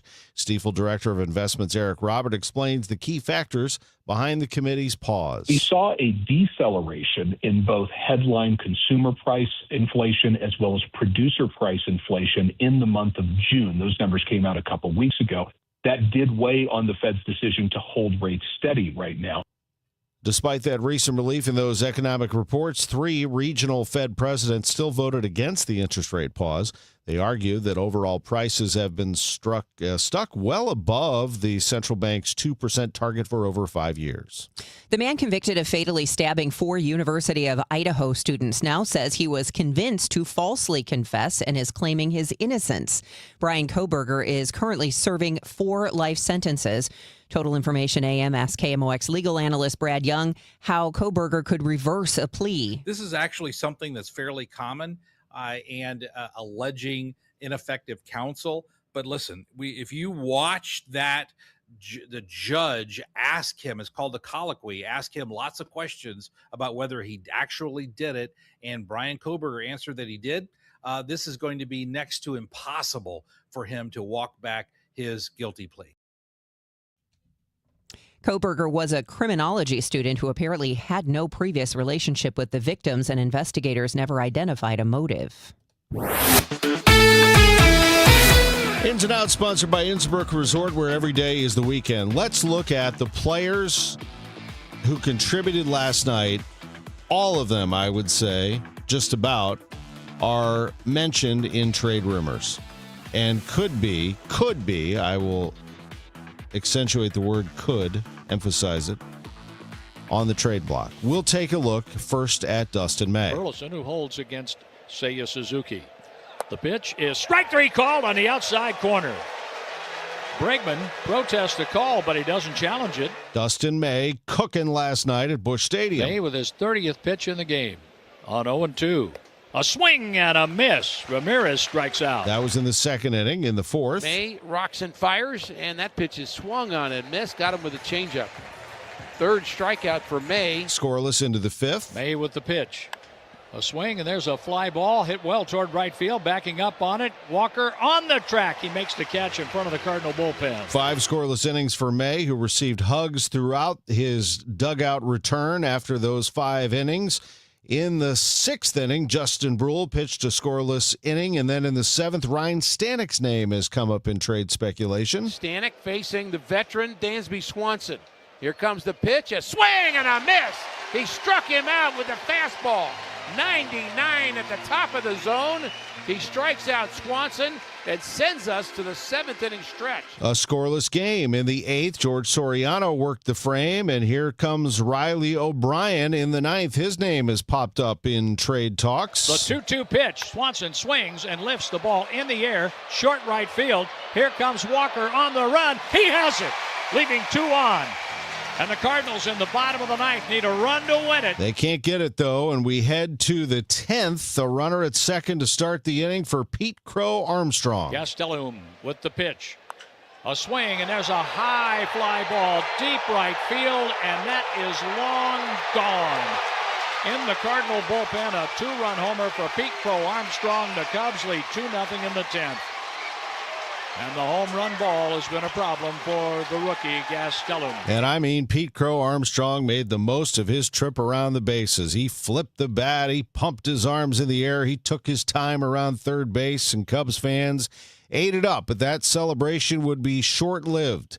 In the bottom of the 10th, Nathan Church starts the inning at second base. This was after Gastelum got out of the top of the 10th with a double play ball. And Lars Nootbaar, his name, also in trade talks at the plate as a pinch hitter. The pitch. Nootbaar hits that ball up the middle, and it's knocked down, and there's no play. Nico Horner at second base was able to get a glove on it, and the Cardinals have runners at first and third with nobody out. J.J. Weatherholt drew a walk, loading the bases for Jordan Walker. Now the pitch. Walker chops that one up the third base line. It is a fair ball. Bregman steps on third to get a force out, and the Cardinals get a run in. It's 2-1 Cubs. Put the ball in play, get a run across. It's 2-1. And here comes Ivan Herrera. Now, with the Cardinals trade Herrera, I'm not so sure. You'd have to get the right deal for him. There will be phone calls, I would imagine, for Herrera. He's at the plate. It's a 2-1 Cubs lead, and the call on KMOX. A double, a single tonight for Ivan Herrera. Herrera swings, and he drives that one. It goes to the gap in left center field. The ball gets down. It goes to the wall. We're tied. Walker around third. The throw to the plate. It's a Redbird winner! A Redbird winner! Light up the night in downtown St. Louis. The Cardinals came back with 3 in the 10th inning to beat the Cubs. 3-2. What a win. That's one of the best of the year. Cardinals win it 3-2 in 10 over the Cubs. They go for the series split this afternoon. It's a 1:15 first pitch for Andre Palante. We'll have the pregame for you at noon with a 12:20 network pregame right here on KMOX. Innsbrook Resort. It's located just an hour from downtown St. Louis, and for most parts of St. Louis, it is a very easy drive to get to Warren County and unlock this incredible vacation that really you deserve. You deserve a vacation, not only a vacation in general, but one that's right here in the St. Louis area. I mean, you can get over there. You could even get home if you forgot something and head on back to the beautiful Innsbrook Resort, which is located right off the Wright City exit off I-70, 7,500 acres. You know how big that is? That's about as big as some of the biggest national parks we have in this country. 100 lakes throughout the property and homes all through and tucked into the woods with little walkways down to the lake. Man, it's just perfect living. It really is. Great fishing, golf, swimming, vacation time. Family's going to love it. Innsbrook-resort.com to book your spot. Innsbrook-resort.com just to take a little look around. Now, let's take a little look around our parlay of the day, sponsored by Circa Sports. Sports betting the way it should be. We've talked the last few days about, college football and the NFL. Let's circle back to baseball after what we saw last night and try to figure out who are the favorites to win the World Series. Well, right now, the favorite to win the World Series is, yep, you guessed it, the Dodgers. The Yankees, the Dodgers are plus 195. Boy, that's low. The Yankees at plus 580. I know you're not going to like to hear this, but I think the Brewers at plus 800 is a good play. I think the Brewers might be the best team in baseball. If I were to pick a team right now that's going to win the World Series, I would say Milwaukee at plus 800. And then you kind of go down the list a little bit further. It's a little tougher to count on some of these teams. Maybe the Phillies at plus 1,400 would be a good value for you. Parlay of the day, sponsored by Circa Sports. Sports betting the way it should be. America is turning 250 this year, and Circa Sports is celebrating by offering all users in Missouri $250. For everyone in Missouri, all you have to do is deposit $250 on your Circa Sports app, then play through that deposit. Once you do, Circa Sports will reward you with $250 right in your account. This is available for everyone in Missouri, new and existing users. Celebrate 250 years and find out more at circasports.com today. Must be 21 or older and in Missouri. Gambling problem? Call 1-800-GAMBLER. St. Louis, are you ready to rock? AC/DC is bringing the Power Up Tour. at the Dome at America Center Tuesday, September 8th. Hear legendary hits like Back in Black, Thunderstruck, and Highway to Hell, performed live by one of the greatest rock bands of all time. Don't wait on tickets. They're still available at Ticketmaster.com. AC/DC, The Power Up Tour, Tuesday, September 8th. For more information, go to KMOX.com/events. Broadcasting from the Scott Credit Union Studio, 104.1 FM KMOX. Your morning news and information. Total Information AM. 7:52 and time for Roger Brand and the Overhead Door Company of St. Louis Traffic Center.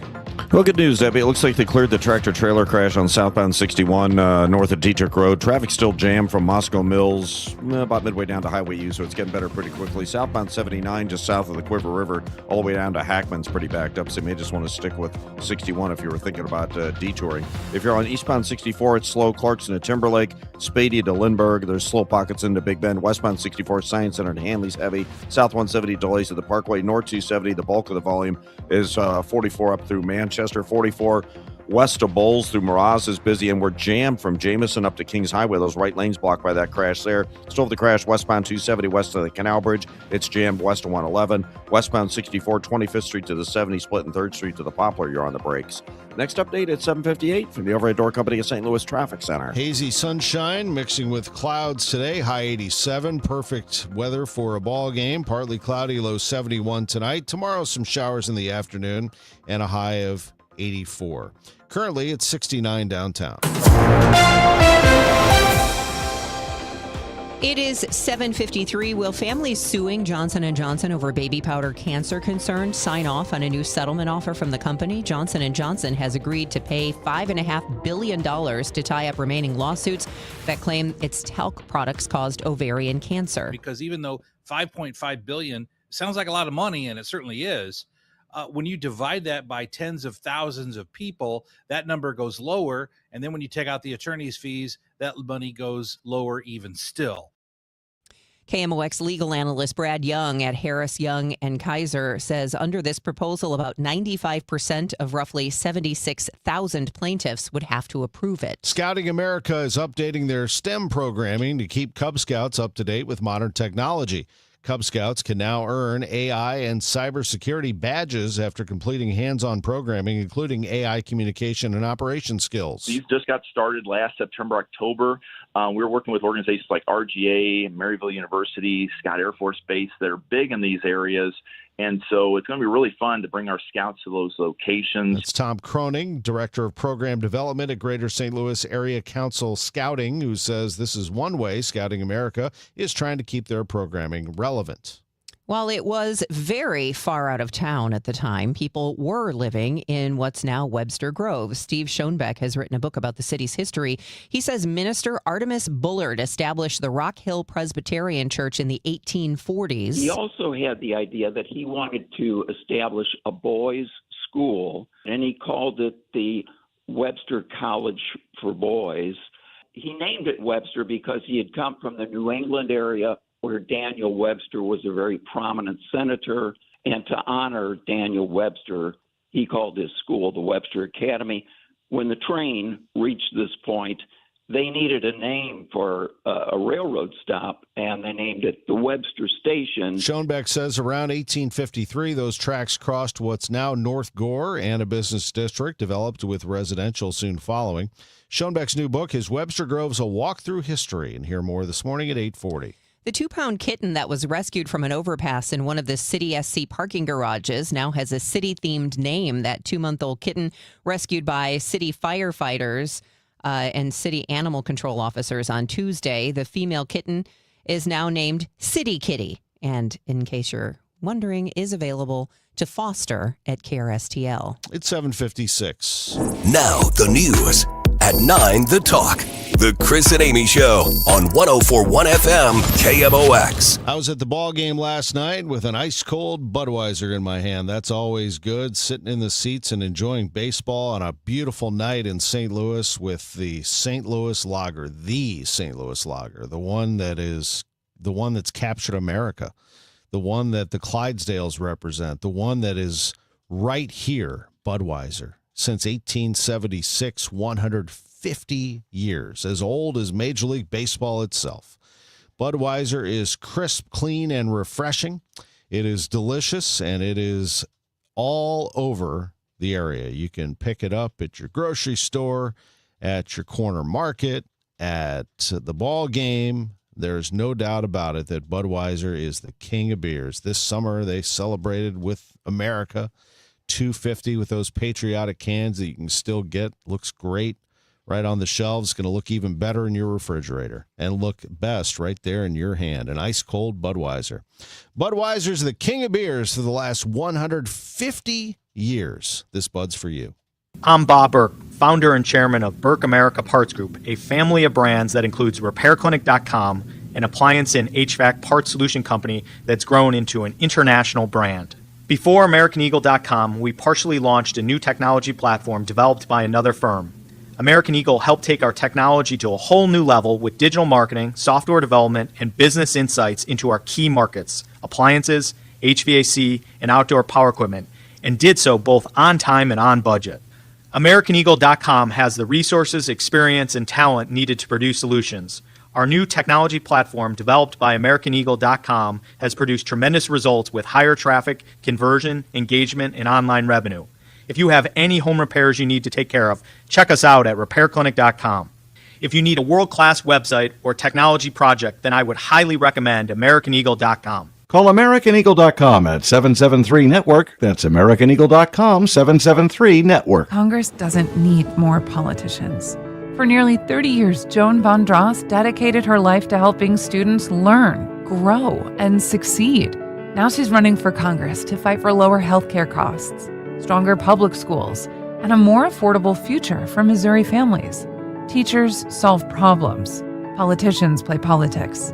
I'm Joan Von Dross, Democrat from Missouri CD2, and I approve this message. Vote for me on August 4th. Paid for by Von Dross for Congress. Here is Roger Brand in the Overhead Door Company of St. Louis Traffic Center. Well, Debbie, southbound 61 is pretty much back on track now. Now you're just seeing some slow traffic, Wentzville Parkway down to the eastbound 70 ramp. Southbound 79 now is the busy one.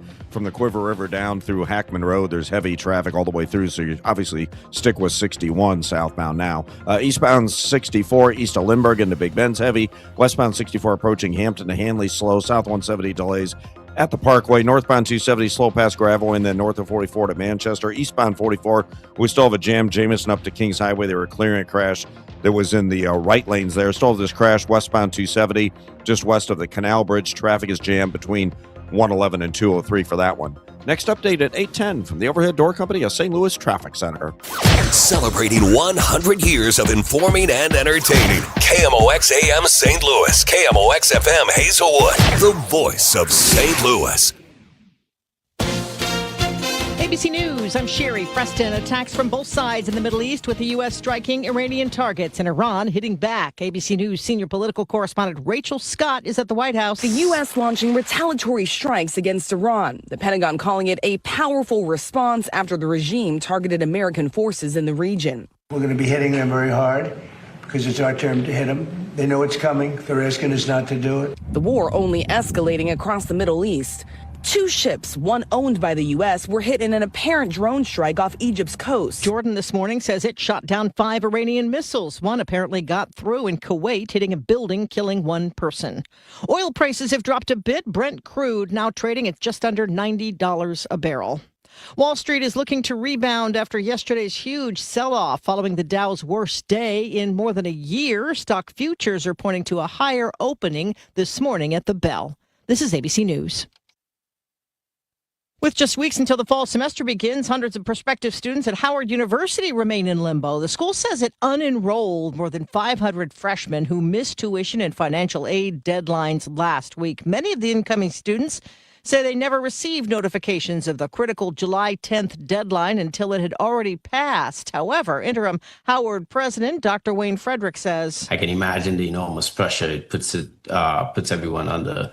The reality is, though, over 2,200 students and families did exactly what we expected them to do and followed the policies and procedures and met the deadline, which means that I feel that our communication was pretty comprehensive. A public library in coastal Australia has had a book returned 150 years late. A man recently found it during home renovations. If they had charged the fine, which they won't, it would have been more than $19,000. Sherry Preston, ABC News.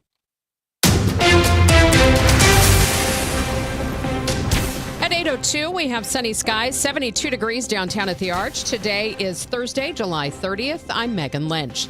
St. Charles County taxpayers will collectively see a $4 million break on their bills this year after the county council voted to eliminate its personal property tax collections. While residents will still pay personal property taxes for schools and fire districts, the county government's portion is dropping to zero. St. Charles County Collector of Revenue, Michelle McBride. Setting the personal property rate to zero and effectively eliminating the county levied personal property tax this year brings meaningful relief to taxpayers at a time when many are feeling pressures of rising costs elsewhere. St. Charles County had already frozen its personal property tax revenue since 2022, but this vote officially zeroes it out. The change will automatically be reflected on bills mailed out this fall. St. Louis City hearing an appeal regarding a conditional use permit to turn the warehouse behind the Armory into a data center. The appeal filed by the Missouri Coalition for the Environment argued the data center would harm the environment and its neighbors along with raising energy rates. Robert Golterman, the attorney representing the developer, says the community benefit agreement offers significant benefits to the city. Including among those commitments is a major financial obligation in the tens of millions of dollars to advance several key city initiatives for the years to come. The meeting and public comment went into the late evening hours before the board approved the appeal on a ruling of 5-0. St. Louis City Police searching for individuals they say ambushed them and ATF agents Tuesday night. Within 3 minutes and 46 seconds, shots were fired at both police officers and federal agents. St. Louis City Police spokesman Mitch McCoy sharing how long it took after officers pulled over an individual at Thekla and Oriole in Walnut Park East before they and bystanders were being shot at. McCoy says the subject of the traffic stop fled in their vehicle.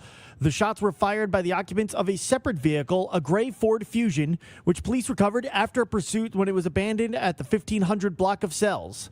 McCoy says they are investigating this as an ambush of their officers. We do not know if there is a direct connection between the traffic stop and the vehicle that fired on our police officers. McCoy says law enforcement are asking for anyone in the area who might have surveillance or other footage of the Ford Fusion before or after the shooting to contact Crime Stoppers. He adds nobody was injured in the shooting. Sean Malone, KMOX News. 3 people are injured following an overnight stabbing. It happened at an abandoned school at 15th Street and Carr in North St. Louis. KMOV reports police found 3 men with stab wounds at the scene, 1 victim in critical condition, the other 2 stable. Multiple people were detained at the scene. The Missouri Secretary of State, Attorney General, and a state senator from western Missouri have all threatened a public library in Columbia, Missouri, after it hosted a story hour to welcome LGBTQ families. Let's get more from Jade Aubrey. Boone County Public Library hosted a Rainbow Story Hour to read 2 LGBTQ-friendly books, Rainbow Dinosaur and Big Wig for Toddlers. It was attended by about 120 residents. The day before the event, Secretary of State Denny Hoskins sent a public letter to the library saying he would cut any public funding if they hosted the story time. If it's not illegal, then we're going to be working with the legislature. I've had several legislators that have called out to me and said, hey, if this is not illegal, we want to file bills to ensure this is illegal in the future, to make sure that we aren't funding these type of events through taxpayer dollars. Boone County Public Library Director Robin Westfall says Hoskins did not speak to her about the books or the event, which were asked for by the library's patrons. It feels like that, being part of that community is being presented as being inherently wrong. It is not illegal to be gay. Jade Aubrey, KMOX News. If you want proof how confusing St. Louis geography is to national corporations, take a look at St. Louis City Hall's inbox. KMOX's Michael Calhoun explains. Under state law, major employers have to notify local leaders before closing facilities, but out-of-state legal departments often find they send those warn notices to the wrong chief executive in our area. Official state filings reviewed by KMOX show that Mayor Kara Spencer repeatedly receives closure notices for businesses that are well outside of the city limits, including one just yesterday for FedEx's facility that is actually in Maplewood. The city mayor was also notified back when Saks Fifth Avenue was closing its store at Plaza Frontenac, which is far from the city. And even Panera got confused last year when it was closing its bakery facility on South Hanley in Brentwood, giving Spencer the heads up about that. Because parts of St. Louis County use St. Louis, Missouri in their postal addresses, corporate lawyers from outside of the region seem to consistently mistake county suburbs for the city itself, and that means that city mayors and county government are not getting those layoff notices. Michael Calhoun, KMOX News. FedEx permanently closing 2 St. Louis area facilities this fall, cutting more than 140 local jobs in more notices filed with the state. The company says its locations in Earth City and on South Hanley and Maplewood will shut down September 28th. The move is part of corporate restructuring, affected workers being offered transfer options or severance. Coming up on Total Information AM, there are a couple of big ballot measures that Missouri voters are going to be deciding on August 4th, next Tuesday, during the primary election. What this year's polling tells us about the future of those two, we'll talk about that with Chris Duncan, political science professor at St. Louis University, coming up. Man, I love this place. I've been surfing here since I was a kid. Now, seeing my grandson out on the water, it means everything to me. Watching him and taking in the blue waves, the sea breeze, the blurry horizon. If you have geographic atrophy, or GA, subtle changes in vision could mean it's progressing toward irreversible vision loss. Izervay is proven to slow GA progression and could help preserve your vision for longer, so you may keep seeing the world around you.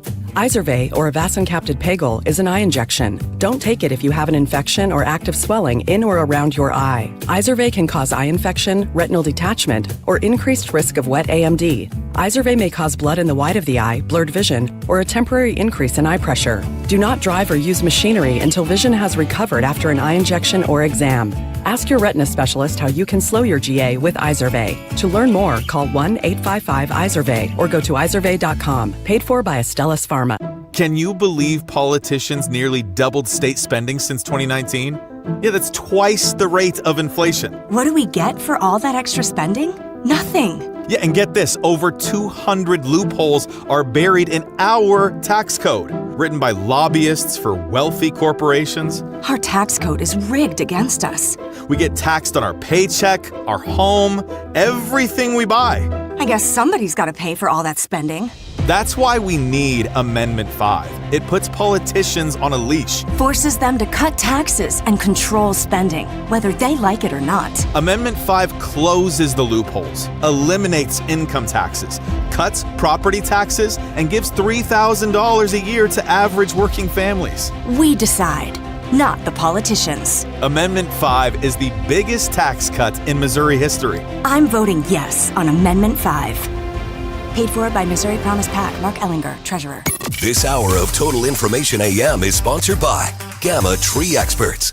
Now the news at 1 the fun. It's the Dave Glover Show on 104.1 FM KMOX. 8:10. Let's check the roads for you on this Thursday morning. Roger Brand is in the Overhead Door Company of St. Louis Traffic Center. Well, Megan, right now looking at this crash that's still out there, right lane still blocked, eastbound 44 just before Kings Highway. Eastbound 44 is a little slow coming through Laclede Station, Shrewsbury, and then it jams approaching Jameson up to that Kings Highway crash. Northbound 270, a slowdown north of Gravois, then Doherty Ferry up to Manchester, about the busiest parts of that run. Southbound 61, seeing slow traffic now from Highway W all the way down through P, and it backs up before you get to Wentzville Parkway down onto eastbound 70. Again, volume unwinding from that earlier semi-crash that had restrictions out there for hours. Southbound 79, Dyer Road down to Hackman still looks pretty backed up. If you're coming up from the south, northbound 55 looks good. On the Illinois side, still have this crash. Well, actually, it looks like they cleared it now. It was westbound 270 just west of the Canal Bridge. They're reporting another incident near Route 3, and it is jammed at 111 to Route 3, and then it opens up. Westbound 64, slow pockets, ball across the Poplar. Eastbound 5570, slow east of 203, passing 111. Next update at 8:20 from the Overhead Door Company of St. Louis Traffic Center. Hazy sunshine mixing with some cloud later today. Our afternoon high 87. Partly cloudy tonight, low 71. Plenty of clouds tomorrow. Look for some showers and thunderstorms mainly later in the day and at night. Those thunderstorms can be severe with hail, damaging wind gusts, and flooding downpours. The high tomorrow 84. Saturday remaining mostly cloudy and humid with a couple of showers and perhaps a thunderstorm. It'll become breezy. The high just 76. From the Saliga Heating and Cooling Weather Desk, I'm AccuWeather meteorologist Joe Lundberg on 104.1 FM KMOX. Right now we have sunny skies, 71 degrees in Florissant and St. Peter's, 72 degrees downtown at the Arch.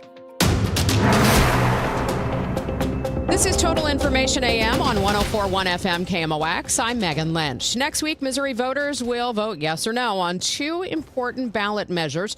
One would make it harder to pass citizen-led constitutional changes. The other would phase out the individual income tax in favor of sales taxes. St. Louis University had tested those ideas with likely voters in its SLU YouGov polling earlier this year. And joining me now on the Quiver River Electric Guest Line is SLU political science professor Chris Duncan. Good morning, Chris. Morning, Megan. How are you? Doing well. Thank you for joining me to talk about this. I know the polling was a while ago, so some voters could have changed their mind. But let's talk about some of the trends that you saw, focusing first on Amendment 5 and income taxes, because I felt like there were some interesting nuances in the SLU YouGov polling. First, how did likely voters weigh in on the sales versus income tax option earlier this year? Yeah, so earlier this year, about 52% or so were in favor of phasing out the income tax and moving in the direction of a sales tax. About 39% sort of said they were interested in not doing that. But one of the things to keep in mind with the poll, not to get real technical, but that was a poll done in February, so this was well before the recent bombardment of television ads and things being in your mailbox every day. And it also was a poll that really was looking at general election voters rather than people who tend to vote in primaries. So in some ways, the numbers are going to be a little bit skewed at this time. I think that's an interesting point you make, that this is a primary, and there had been a challenge to putting these ballot issues on the August ballot. Explain for people who maybe haven't thought about it why that makes a difference. Because the voters that tend to turn out for primaries are a little bit more intense than your sort of general election voters, right? These are people who are paying pretty close attention usually. These are people who vote in most elections.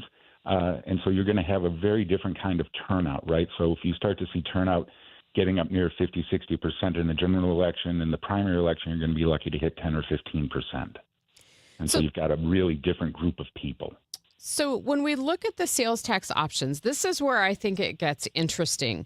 If, just a slight majority of these likely voters might have said, yes to Amendment 5. But when it comes to the options that might be presented for sales taxes, do any of them seem to have majority support? Yeah, so that's the really interesting part. I mean, use a little metaphor, right? It's sort of like they want to get credit for winning the war and then fight all of the battles, right? If you go to the Missouri.gov pages, you'll look at a list right now of certain sales tax exemptions. It's 22 pages long, right? So what will happen on some level is if for some reason this was to pass, all of the real fights are down the road, right? Everybody will be lining up attempting to get exemptions. You've got lots of support in general for phasing out the income tax, but when you start to get down to like particular services, accounting services, services in automobile places, real estate, right? You start to see a real fall off, and support for those gets way, way down into the 30% range. And so each individual question about what the sales tax will be applied to is going to be its own kind of battle that goes forward.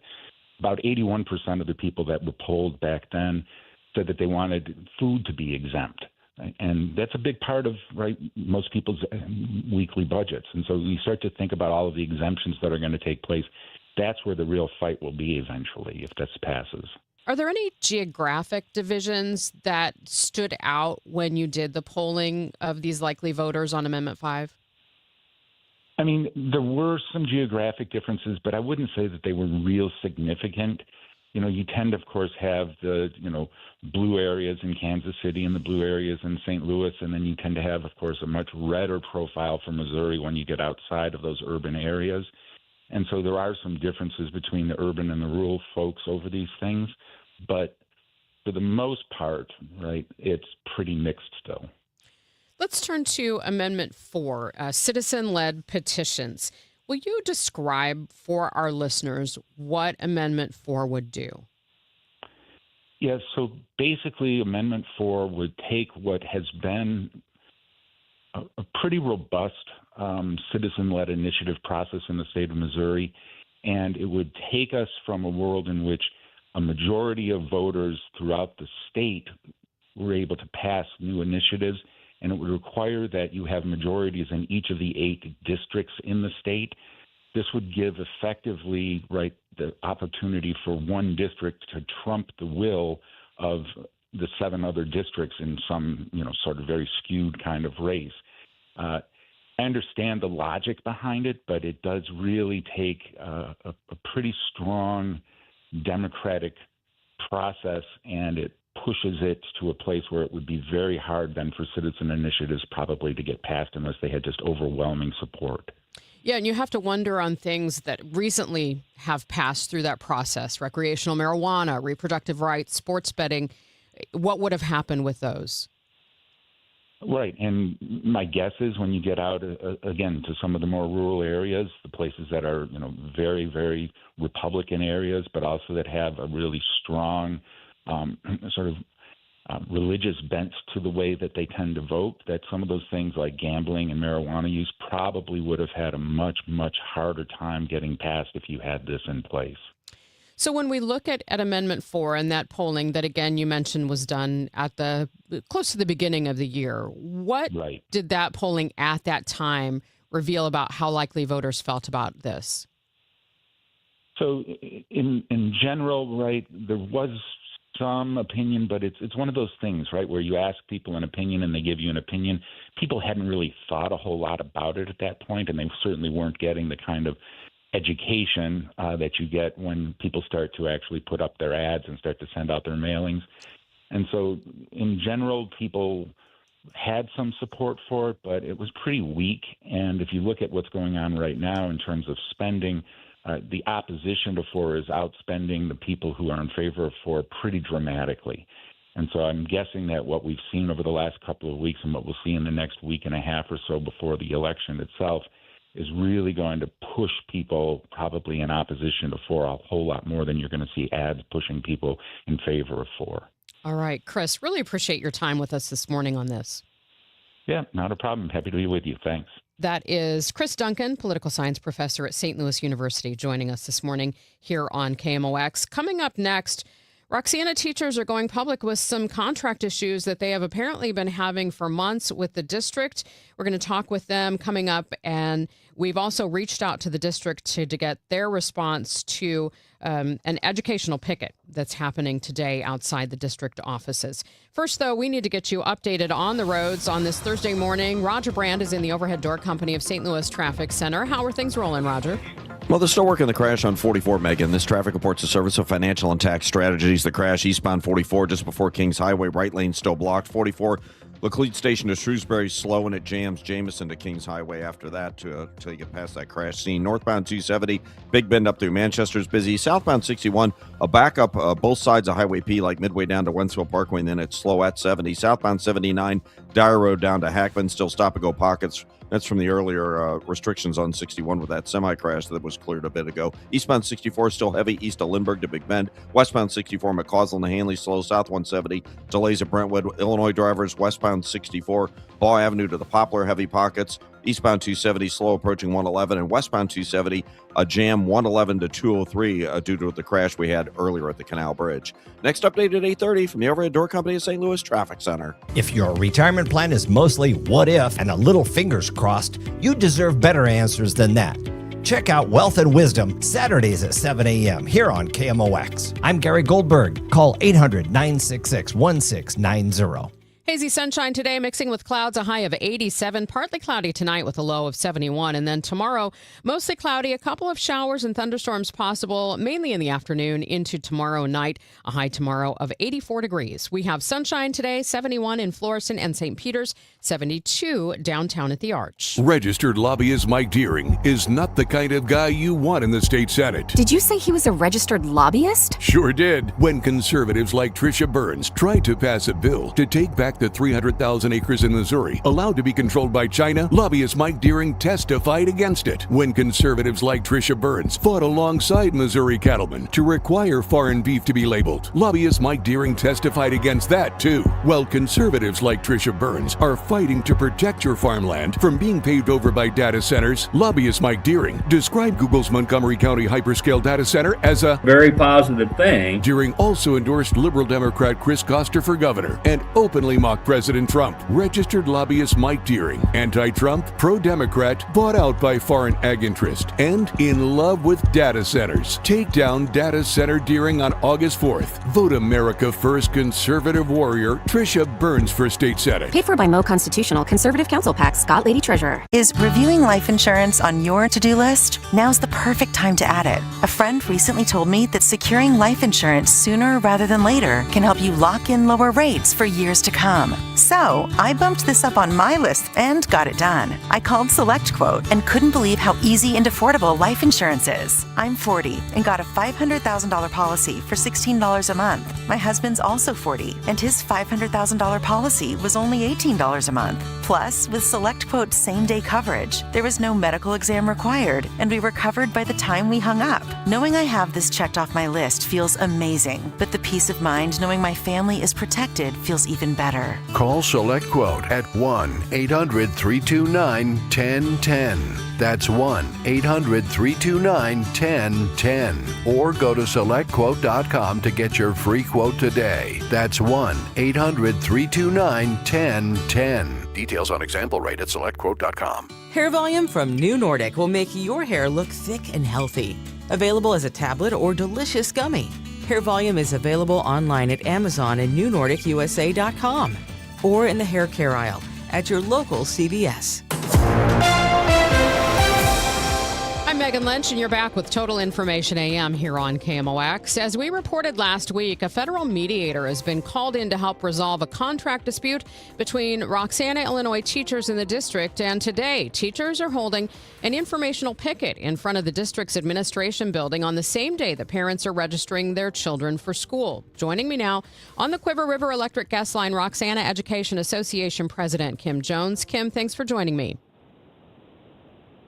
Hi, good morning. So are you out in front of the district at this point? Yes, I am. I'm sitting in my car right now, but we have about 12 educators standing out front, and we have several coming throughout the day. We're doing 2-hour shifts all day long. So let's talk about what's been happening with contract negotiations. How long have you been at the bargaining table with the district?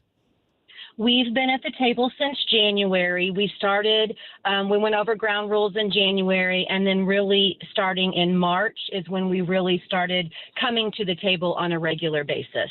When does your contract expire with the district? Our contract has already expired. So what's that mean for the fall for your teachers? So currently, we will be returning to school without a contract, and that, that gives teachers really an uneasy feeling, not knowing where we're going, what it means for the following year. We've only started the school year once since I've been here without a contract, and it doesn't make a good start to the school year. I think that was about a decade ago? Yes. Okay. What are the sticking points in your negotiations? So currently we're still talking about our vacancy language. We are trying to keep language that we currently have in our contract that allows teachers the opportunity to go into open positions before those positions are put out to the public. That's probably one of the biggest things that we have on the table. We are still talking about money and some pay for internal substitution. So when we have a position that we need a substitute for, but we don't have a substitute to fill it, our teachers take their planning time and they sub in different classrooms to fill that need. So we're still talking about that as well. Anything else that's on the table between teachers and the district?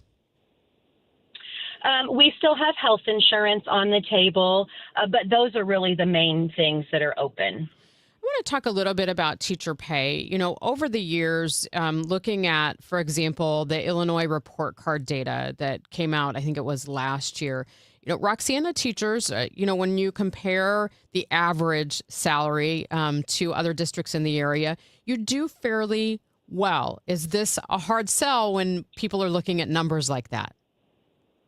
We have typically been one of the higher paid districts in the area until recently. In the last year to 2 years, other districts have started to pass us up.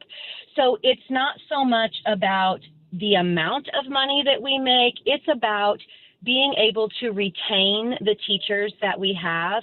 The current proposal on the table from the district really shows more value to new teachers at the very bottom of the scale, which we don't really hire very many people there. And it's not really working to retain our teachers with the most experience that have built those relationships with the community and with families and with our students, which is ultimately what this is about. We want to retain our teachers that have those relationships with families.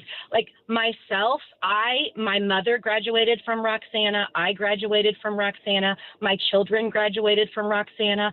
I live in the district. This is about our families and community and keeping those people that have those ties to our kiddos. Are you worried, even though this is an informational picket, that this will be upsetting for parents and even kids as they come to that district office to register for school today?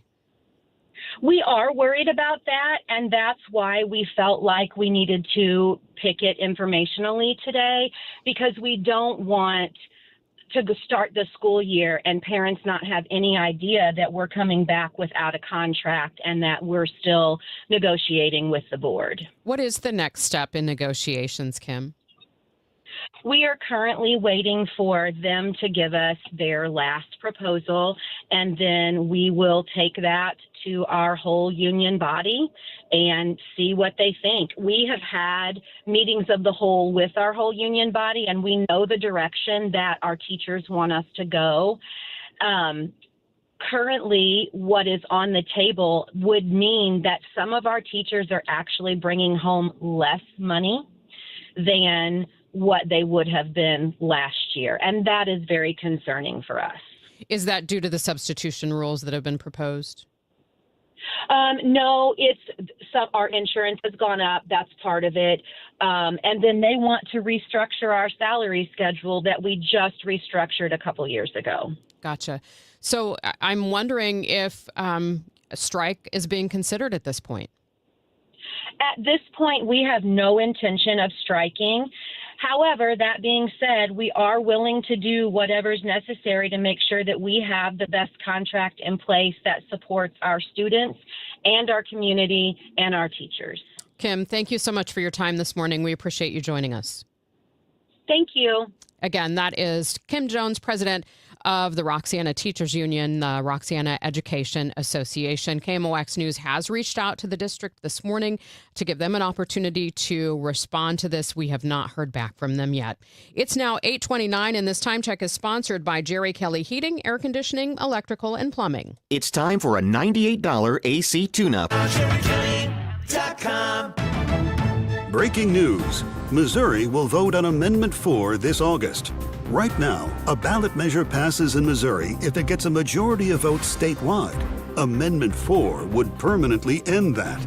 If Amendment 4 passes, it would rewrite the Missouri Constitution. So instead of using the total statewide vote to decide if something is approved, a measure would need to win a majority of votes separately in each of Missouri's 8 congressional districts in order to pass. So one district could veto the will of most Missourians. That means with Amendment 4, just 5% of voters could overrule what the majority of Missouri citizens want. Opponents of Amendment 4 say it undermines the sacred principle of one person, one vote, and takes away the people's power, giving it to politicians and special interests instead. Protect Majority Rule. Vote no on Amendment 4. Paid for by Protect Majority Rule Missouri. Mike Pridmore, Treasurer. Finding great candidates to hire can be like, well, trying to find a needle in a haystack. Sure, you can post your job to some job board, but then all you can do is hope the right person comes along. Which is why you should try ZipRecruiter for free at ZipRecruiter.com/free. ZipRecruiter doesn't depend on candidates finding you. It finds them for you. Its powerful technology identifies people with the right experience and actively invites them to apply to your job. You get qualified candidates fast. So while other companies might deliver a lot of hay, ZipRecruiter finds you what you're looking for. The needle in the haystack. See why 4 out of 5 employers who post a job on ZipRecruiter get a quality candidate within the first day. ZipRecruiter, the smartest way to hire. And right now, you can try ZipRecruiter for free. That's right, free at ZipRecruiter.com/free. That's ZipRecruiter.com/free. ZipRecruiter.com/free. ZipRecruiter. Let's head back to the Overhead Door Company of St. Louis Traffic Center and get the latest on your ride into work with Roger Brand. Well, Megan, they're still working the crash. The flatbed's on the scene now, but the right lane's still blocked. Eastbound 44 before Kings Highway. Traffic on 44 is a little slow at Laclede Station, then it jams from about the Southwest Avenue on-ramp up to that crash just before Kings Highway. Northbound 270, Big Bend to Manchester, slow. Out west, southbound 61, busy. Wensfield Parkway down to 70. Southbound 79, south of Dyer to Hackman. Still some heavy traffic, and then it's a little backup at North Main Street after that. Eastbound 64, east of Lindbergh into Big Bend, still on the brakes. South 170, delays at the Parkway. Westbound 64, Ball Avenue to the Poplar, still a couple of slow spots. And eastbound 5570 from 111 Midway into Black Lane is slow.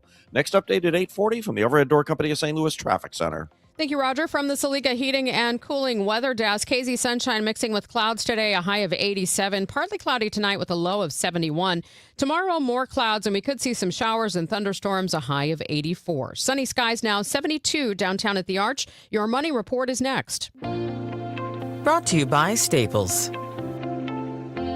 All right, it's officially the most wonderful time of the year at Staples. They've got back-to-school supplies as low as 25 cents, up to 40% off select tech, 20% off for teachers, and more. Check out all the deals at staples.com/back-to-school. Staples, that was easy. I'm Bill Eigel.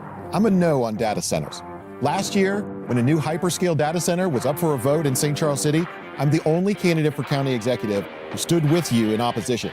Meanwhile, Steve Ellman was writing op-eds in support of data centers. In fact, he spent $400,000 of your taxpayer money to identify 6 locations just for data centers in St. Charles County.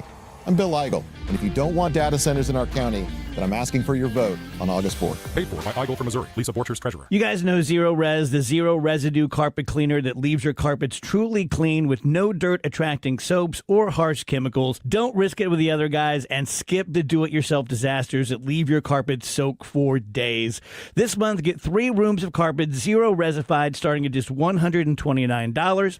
Call 314-474-2020 or you can book online at ZeroResSTL.com. Just ask for the DGS special at ZeroResSTL.com. My name is Whitney Allen, and I'm a widow. My husband, Ryan, died. We never thought we'd ever have to use life insurance, but the unexpected happened. With Ethos, signing up was fast and 100% online. You can get a quote in seconds, apply in minutes, and get same-day coverage. No medical exams, and you can get up to $3 million worth of coverage. I'm grateful we were prepared. Get your free quote at ethos.com/radio. That's ethos.com/radio. Paid spokesperson. Time spent on application may vary. Online health questions required. Hey, it's Brew, and I feel like everything in my life depends on being connected. Whether I'm uploading a video, hopping on a call before my show, or video chatting with my family back in Michigan, I never have to think about my Wi-Fi. And that's why Xfinity stands out. You get the most reliable, fiber-powered Wi-Fi with the best equipment at one price for 5 years guaranteed. No contracts or commitments. Plus, you can get online in minutes with same-day Wi-Fi. Restrictions apply. Not available in all areas. Use of fiber or coaxial cable. Learn more at Xfinity.com/same-day Wi-Fi. Xfinity. Imagine that. Your Money Report now. It's sponsored by Eamon Gantner and Capriano Elder Law Attorneys. Here's Bloomberg's Courtney Donahoe. Adidas went all in on the World Cup at a cost. The athletic brand posted lower than expected quarterly profit after it splurged on marketing during the event. Adidas bet big on the World Cup, releasing jerseys and merchandise months before rivals such as Nike. But its earnings miss is reflecting a sharp rise in costs, swallowing up the benefit of strong sales. And a diamond empire may be sold at a fraction of its former value. Anglo American is in talks to offload De Beers for about $1 billion. That's a steep drop since 2001, when the diamond giant was worth more than $18 billion. The diamond industry has been struggling with the rising popularity of synthetic stones and a collapse in Chinese luxury spending.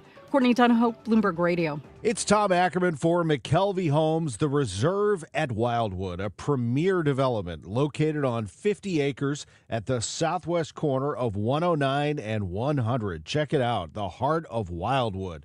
This community offering a stunning collection of homes from McKelvey Homes, high-quality craftsmanship and style that McKelvey is known for. The Reserve at Wildwood, more than just a place to live, outdoor lovers will love it as well. Planned with families and outdoor lovers in mind. A private playground, picturesque rain gardens, miles of walking trails that wind through scenic green spaces. You're going to love the Reserve at Wildwood, and they're also very close to the Wildwood Town Center, Rockwood's Reservation, Babbler State Park, Rockwood School District. McKelvey Homes is known for this, the best home sites.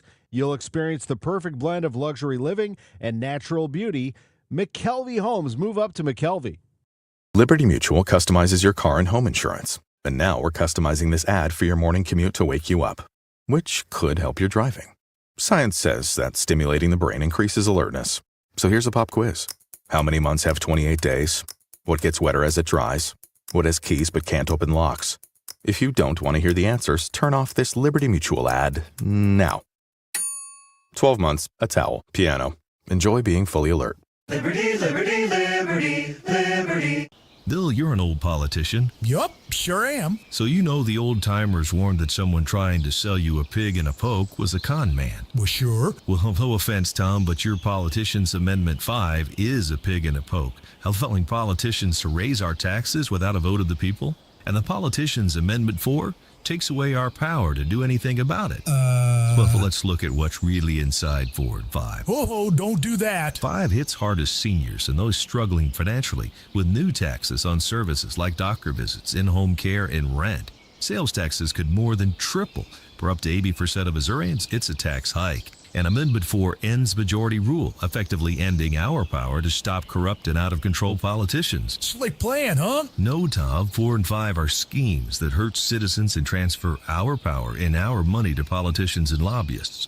That's why I'm voting no on the Politicians Amendments 4 and 5, paid for by Missourians for Fair Government. Hey guys, this is Kevin Wheeler. If you're looking for a little kick in the pants when it comes to dropping a little weight, getting better shape, getting more into the gym, think about Burn Balance Complex, which you can pick up at Supplement Superstores. I've been using it since it came out. It's fantastic. You notice right away the difference. Look, we all have busy schedules. I do and you do. You know, we all have problems sometimes with controlling our eating patterns and staying on a plan. Well, Burn Balance Complex makes that so much easier. It's not magic, but it definitely helps make it easier. It is a complete metabolism system. It's not just a fat burner. So what you're talking about is a natural weight loss option. So if you're a person that doesn't want to go get a prescription, you're not into injections, this is a great choice for you. In addition to the metabolism boost, you get to lower stress and cortisol levels, get better sleep. It can help control appetite and cravings, all-day focused energy with no jitters, no crash at the end of the day. If you want the help, and look, we all need it, I know I do, go to Supplement Superstores, tell them your story, mention Kevin Wheeler, and they'll knock 30% off the Burn Balance Complex. You can find your location at supplementsuperstores.com.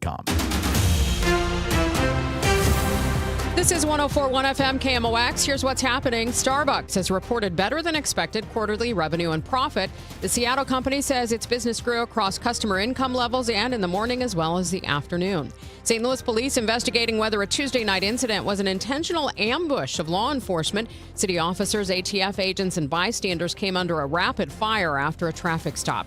And St. Louis County health officials report 117 confirmed cases of cyclospora, the parasitic infection that causes extreme gastrointestinal distress.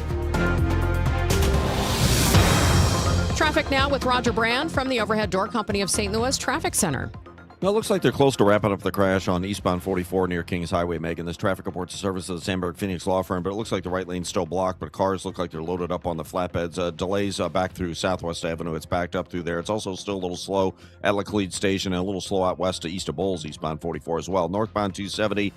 Big Bend up through Manchester, the busiest part. Eastbound 64 east of Lindbergh to Big Bend's heavy. South 170 delays at the Parkway. Southbound 79 just a little slow at North Main Street. Now it's a lot better. Westbound 64, Ball Avenue to the 70 split slow. Eastbound 64, 3rd Street on to 5570 and entering that construction area is backed up. And then 5570 still a little slow just past 111. I'm Roger Brand in the Overhead Door Company of St. Louis Traffic Center. Sandberg Phoenix serves your business in litigation, intellectual property, and products liability. We're more than a law firm. We're committed to your success. Learn more at sandbergphoenix.com. The choice of a lawyer is an important decision and should not be based solely on advertising.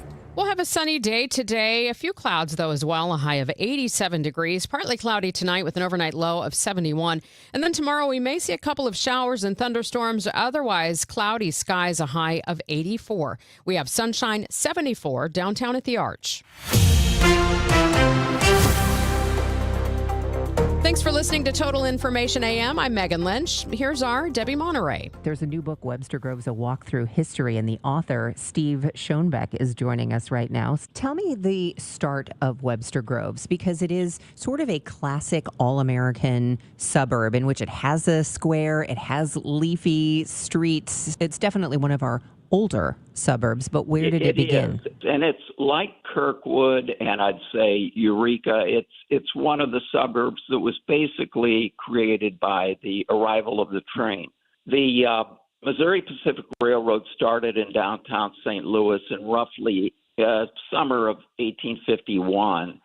And by 1853, it had reached Webster, and where it crossed a street known as Church Street, then now North Gore, that really became the nucleus for development of a little business community and then residential. Where did the name come from? Who was it named after someone? Very good question. There was a minister of the First Presbyterian Church in St. Louis named Artemus Bullard. And in the 1840s, he had established an outreach church a little bit north of present-day Webster. It was at Manchester Road and McKnight, or Rock Hill Road, and he called that the Rock Hill Presbyterian Church.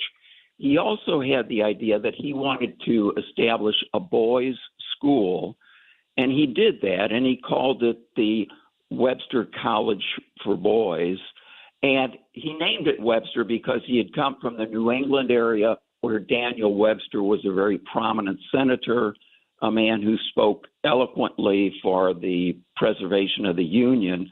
And to honor Daniel Webster, he called his school the Webster Academy.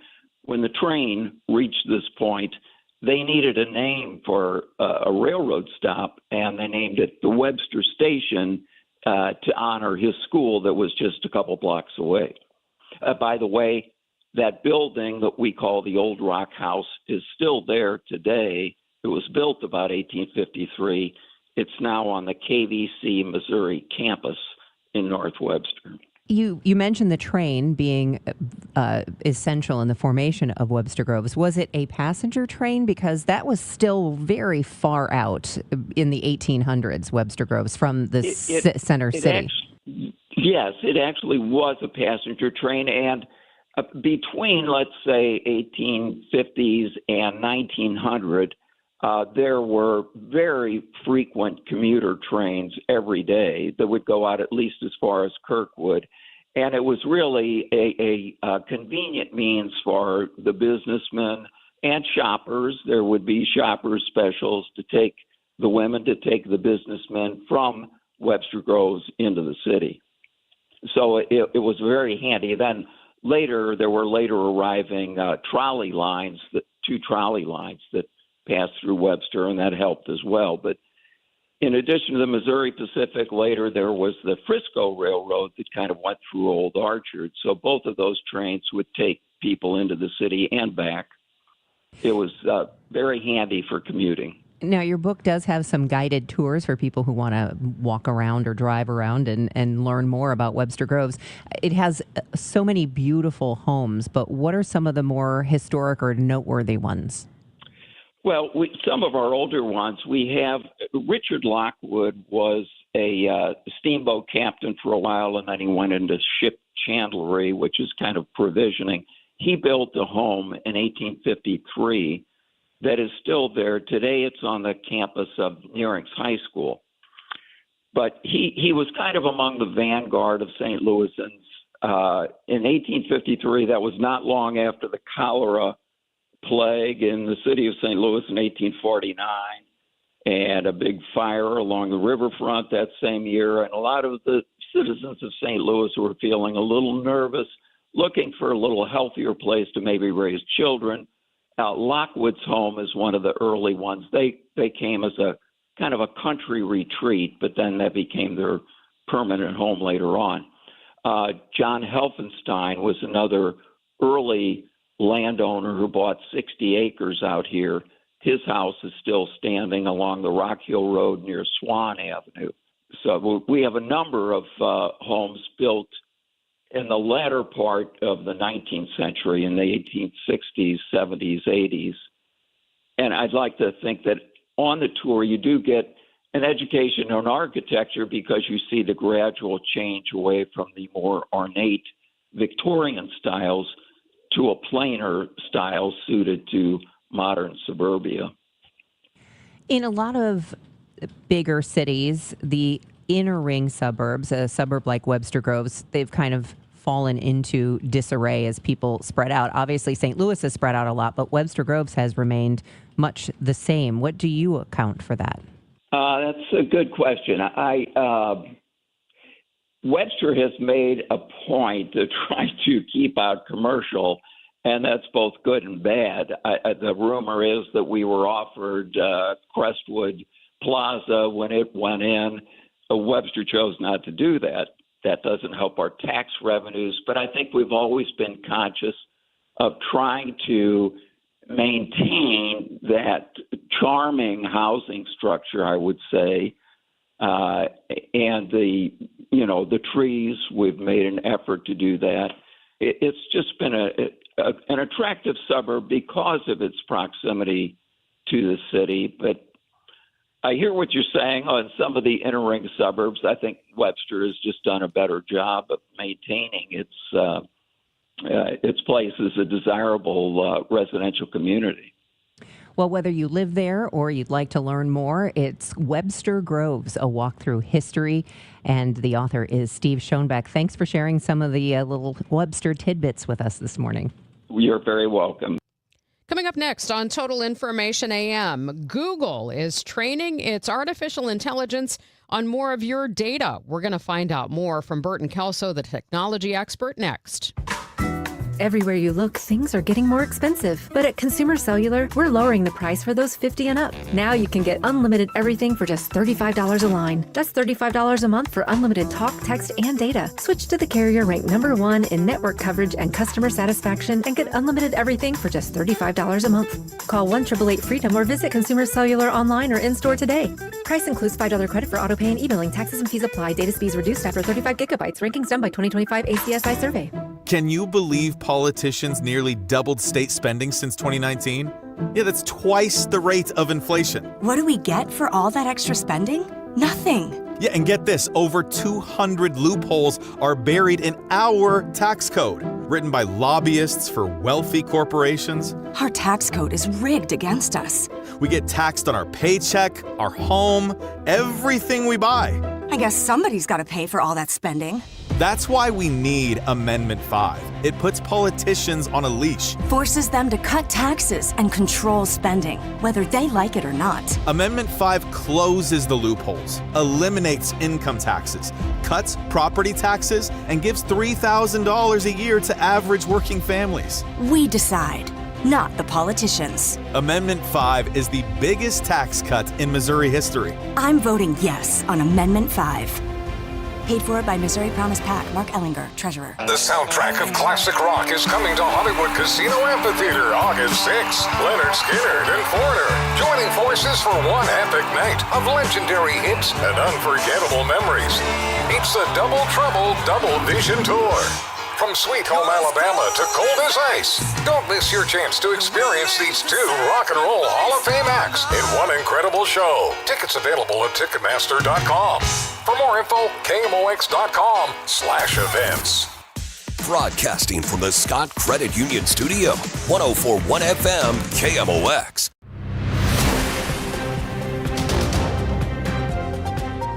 You're listening to Total Information AM here on KMOX. I'm Megan Lynch. Google recently changed privacy settings to allow the company to store more user data to try to improve its AI. So, what's that mean for you? With me now, technology expert Burton Kelso, owner of Integral, based in Kansas City. Thank you so much for joining me. Thanks, Megan. This is crazy with Google, isn't it, and what they're doing? It is a little bit. And I think when you look at the list of user data that Google wants to store to improve its AI, it's pretty impressive. It really is. And I think what people need to understand as far as Google and the whole AI and collecting data for, it's not to necessarily spy on you. Google wants to offer a complete picture as far as things that you want as far as your Google experience is concerned, especially with Google using Gemini as their AI tool. They want it to be able to capture the essence of what you want so that the AI chatbot is able to deliver more of the things that you want in your life. I mean, that's the purpose of, that's one of the purposes of Google Gemini, which is kind of separate of Google itself, where they're collecting your data so that they can better direct advertisers toward you. And I think people should understand with Google, Google is one of those companies that's going to keep your data safe and just in-house. They're not one of these loosey-goosey companies that is going to suffer a large-scale data breach, and the next thing you know, all your data is on the dark web. So I think people shouldn't be as concerned, but also too, Google is giving people a way to opt out of this. And I think this lets you know that Google is a company that thinks about its users and saying, hey, if you want to be a part of this program, you can. But if you don't, we understand, and you can definitely opt out of it. So let's talk about some of the things that Google does want to store. Can you give us some ideas of what they're going to keep? Right. So Google basically wants to keep all of your Google searches. They want to keep your location. They also want to be able to keep places that you shop at, just again, to help you get a better experience when you are using Google. It's no different than Amazon with Alexa monitoring the same things that allows the Alexa device to give you more of an overall interactive experience. So those are the things that Google wants to collect, again, to help the AI and Google itself get a better understanding of you so that you can get the stuff that you want. Should you be concerned at all about things like your photos or Google Lens, or maybe if you've got a pair of the new AI glasses, content from that being saved? Well, again, Google is one of those companies like most financial organizations where they have basically Fort Knox protection, meaning that it's going to take a lot for a criminal to get access to that information. Usually the information that Google has stored is encrypted in the cloud. So if someone were to get into Google's computers, they would just see a bunch of gibberish and not your personal information. But yeah, the things that are affected as far as Google is concerned are Google Lenses, Google Maps, hotels, news, flights, all of that information to give you more of a personal storage. Now, keep in mind that Google isn't after information that's in Google Drive. So if you've got personal information that you have uploaded to Google Drive or Google Photos, that isn't touched. It's just your overall Google experience is what they want, because they want you to have a better experience when you use your Google search and when you use Google Gemini, the AI chatbot. So you stay on their platform, right? Well, of course. Yeah. Why would you leave Google, right? Now, could that have some drawbacks? For example, if you kind of are in an echo chamber in a way that you're not seeing things that might interest you, but because of the way AI works, you're just being funneled down the same path every time? Not necessarily. I think that's a good question, Megan. And I think one of the things that we have to look at is Google's AI versus some of the other AI chatbots out there, say like Microsoft Copilot or even ChatGPT. In those environments, you're steered a little bit more towards, well, we want you to buy our product. And with ChatGPT and with Microsoft Copilot, because obviously with Copilot, Microsoft wants you to go into the OneDrive, Microsoft Word, Excel arena. So you may be a little bit limited as far as those chatbots are concerned, but Google wants you to have access to the world, because as you said, Google wants you to use Google for everything and stay in that environment. So they are going to bring you the world. and which is one of the reasons why they are collecting all of this data so that you have a robust experience when you use their products. How hard is this feature to turn off if people have listened to all this and they still think, no, I don't want to share those things? Oh, it's pretty darn simple, but you've got to go down the rabbit hole in order to get it to go into, because basically you've got to log into your Google account and then you've got to search for a product called Services History. Once you go there, you just need to click a button that says, uncheck the button that says Save Your Media, and then that's it. But again, how in the heck are you going to get into that? And I think a lot of it means you have to go into your Google account, and who knows how to go into their Google account? I guarantee you no one. But the quick and easy to get into your Google account is that little circle that has your initials or your picture. That's how you access and get into your Google account. All right. And Burton, if our listeners want to find out more about you, where can they go?